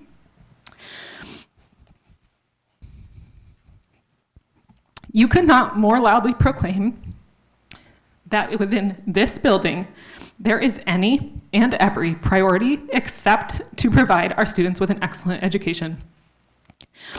Board members, you've already voted on the purchasing agenda, so I can't ask you to hold your vote there. But I would like to ask that you think ahead to how you can forcefully push on this district to get our teachers the raise they not only deserve, but genuinely need before the next school year begins. With every day that passes, we give every other district around another opportunity to lure our best folks away. With every day that passes, you put our kids' futures on the line. And now, I would also like to just mention that the NEA published this week the average teacher salaries by state across the country, and the average teacher salary in Michigan is supposedly just over $69,000. I don't have every single teacher's salary in front of me for this district, but I guarantee you it's not that. We need to strive to meet that. I am slightly terrified to say what I'm about to say, but I'm gonna say it anyway. Larry Johnson made a comment to Renee on her way out. I would suggest that you get that under wraps. I will be FOIAing video footage to prove that he spoke to her. She clearly was not encouraged by his words. I don't want to put words in her mouth, but to see leadership in this district do anything other than fact check this situation before approaching her is disgusting. You need to fix it. Thank you. Next, we have superintendent's comments. Good evening, everyone. I just want to remind you of, as we are closing out our 23-24 school year, and Efron has already left the building. He has some finals to take care of as he is closing out his senior year. Graduations will be taking place May 20th through 24th. That's the Monday through Thursday of before Labor Day, Memorial Day weekend. And then I think we have a graduation that following Tuesday as well. We are excited about all of our graduates and look forward to sunny days over those 4 or 5 days so that we can be outside to celebrate the class of 2024. Okay. And then we will go to our board comments. I will start with Ms. White. Just want to thank our teachers again for the hard work that they do every day. Congratulations to the athletes. And I think that's it. All righty. Ms. Melton? No comment. Mr. Rowe? No, we're coming. Just really great celebrations today. Definitely, particularly Isla, the rest of that union. I would have liked for her to be here, for sure. Strongest, hardest sport known to humankind is wrestling. So, hey, we're just going to give love to that for sure. All righty. Ms. Rodriguez? I just wanted to say, so Godfrey Lee Public Schools lost a really great educator. So rest in peace, Juan Carlos Lozano. I got to meet him last year when I was subbing at Godfrey Lee, and it's just really unfortunate. The students loved him in his community. And I just wanted to say that, even though we see Godfrey Lee and Godwin Heights and Kentwood and GRPS, we see ourselves kind of siloed. I just want us to remember that we as a school community, as just a community in general, want the best for our students. The kids really lost a great educator. And so I just wanted to highlight that. And my heart goes out to the family. I talked to some of my colleagues who have worked with him as well, and it's just a really unfortunate situation. I just hope that we remember, as GRPS, as a district, right, we're all in this together in this work to help educate our students and help educate our society as a whole. And if one of us fails, we all fail. So that's it. Mr. Eatman? Thank you. Couple comments. One, even though the student athletes left, I think that is a great thing to be able to uplift all the accomplishment for our scholars that are participating in sports and still exceeding and excelling in their academics. I think that is something that is not easy as a previous high school athlete that was also a scholar at the same time. So I am super proud of what we have here with our scholars, and I'm happy how we continuously show up and especially praise them. I also wanted to uplift the great partnership with Western Michigan University. I think that is an extreme good use of how we connect with community. I'm not saying that is perfect, but it is a good aspect of saying that talent lives here and talent lives within our district. And so to see how our scholars are able to, in a sense, do some pre-work for a pre-gallery, in a sense, which is highly coveted in some of those bigger cities that we see in New York and et cetera.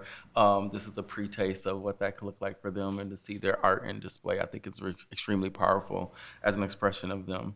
And again, with a Teacher Appreciation Week, I want to thank you all for your tireless work and continued pouring into our scholars and our district. I do not want that to go unmentioned, including the rest of the staff that we have at the district, and how we posture. I see you guys continue as a collective posture yourself to receive feedback from us up here and adjust accordingly. And prime example of some of those examples that we saw today that did such. And so I am greatly appreciative of the aspects of what comes along with that. I also want to highlight a couple of things that happened over the past weekend. We had a previous member of the GRPS family, Miss Margot, who used to work for the district, who actually has some things that was honored in her name. And I want to uplift the 3 GRPS staff that was actually highlighted with a mention this weekend in regards to their commitment to educational excellence and then pouring back into their actual students and scholars into this district. And so out of all 5 of those awards that were given, 3 of them were awarded to GRPS. And I don't want that to ever go unnoticed, especially in a week that is highlighting them. And so we have Principal Kenyatta Hill. She was honored. Is it Sanique? Moody? Oh, Sinq, thank you. Thank you for the correction. This is why it matters. Sinq Moody was also honored and was moved to tears for this appreciation. And then Sharon Walton was also honored. Those are 3 educators that beyond the others that we know do the good work, that was actually highlighted as far as their contributions. So for them to receive rewards for their educational excellence on behalf of the district, I think deserves to be shouted out at this platform. And so we see you, we appreciate you 3 in particular, but also all of the teachers for your hard work and your continuous work in this effort.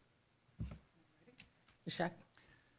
I want to lift up our scholars who participated in Kids Speak a few weeks ago, which is such an incredible experience as a board member and community leader to sit in front of our young scholars, most from GRPS, but also other city schools, to touch on the topic at hand, which was the future of our city here in Grand Rapids. I want to lift up 2 scholars in particular that really left some moving words on my heart. Gabe, and I'm forgetting which one of our schools he goes to, but he spoke so powerfully about the Baxter neighborhood, his home, and the complexity of the changes and the grief that occurs with those changes in his neighborhood. I also want to lift up Rakaya Matthews, who goes to UPrep, who also played on my daughter's volleyball team, who so eloquently spoke about how tardies and absences are just a number and they're not indicative of a student's performance, and that oftentimes the complexity of getting to school is what that is showing rather than a student's commitment to their education. So 2 things I needed to hear that morning. So thank you to our scholars who participated so courageously to sit in front of all of us adults, or stand in front of all adults. Second, I want to lift up our athletes too. I too wish they were still here. I will just speak from a place of privilege right now. In 2 weeks, I get to watch my daughter walk across a graduation stage. She's been in Grand Rapids Public Schools since she was 3 years old, and I'm a first-time parent of a graduate, so I'm all up in my feelings. But she wrote her college essay, one of her college essays, about her experience playing volleyball for Ottawa Hills, and it's been one of the most powerful experiences that she's had in Grand Rapids Public Schools. So just thank you to our athletics departments for caring for our kids and giving them something meaningful to be a part of. And thank you for what you've done for my daughter. Okay, D. Jones, I'm grateful to be alive too. Thanks for saying that. Sometimes we need to hear that reminder. Okay, last thing I'm going to say on a serious note is that arguably the most difficult 4 words that I've had to utter when I sit in this seat are "your time is up." And I just need to say out loud that that was hard for me tonight. Yeah. And Ms. Davis. I wanted to lift up a couple art things in our district. If you haven't gone to the art show, I got to go to it this year, and it's beautiful. It's so professionally displayed, and I believe for the first time, all the art teachers were invited to the opening ceremony, which is unbelievable that it's the first time. But thanks to Dr. Roby, she thought that that was important, and I thought that was such a notable thing that we're making sure that those educators are involved in the opening ceremonies. And we have such amazing art educators in this district. Our art program, they really push those kids to a high level, and they teach them about all the artists, and they teach them all the techniques. And that's why we have talent that it is honed, and we have beautiful creations to display at the art festival. So I just want to uplift the art teachers in our district. And then also City Middle is having their first musical this weekend, and that affects me personally because my daughter's in it. And I got a little teary-eyed when Ms. Shockey was talking, because for her, starting middle school this year was a really big transition. We've dealt with a lot of mental health stuff as far as that goes. And she was in the play in the fall, and now she's in the musical, and it's just been amazing for her. She's back to being the girl I know. So it's such a wonderful program, and I want to uplift Kara Dagenhart is the choir director there, and then also Jamie Bott is a mom who leads all of the theater productions at City. And last year they had so many kids try out for the musical that she decided to do the first middle school only musical so that more kids can be involved. And it's going to be a wonderful production. So that's Friday and Saturday. And then also, this isn't art related, but on Friday in Clemente Park is the Multicultural Festival that Southwest puts on. And that is a wonderful event as well. The whole park is full of people, and the kids do presentations on all different cultures. So if you have time, I'd suggest checking that out too. And I'd like to just round us off by saying, again, thank you to everyone who takes the time to be with us, share comment. We appreciate it. We understand that it can be difficult, and difficult information is being shared. And we don't take that lightly, as our meetings can sometimes go long, and that you stick and stay with us. We appreciate it. Thanks again to all of our staff and teachers for what you do. This week is an opportunity for us to highlight what you do, but it's not the only opportunity. And I hope that you receive those accolades throughout your year, and not just in this week, that you hear those positive feedbacks, those encouraging words as you do great work. So we appreciate what you do, from everyone from the person that meets our first kiddo at the door to the last person they leave at the end of the day. Thank you for making sure you provide a great environment for our scholars. So thank you so much. Have a great evening.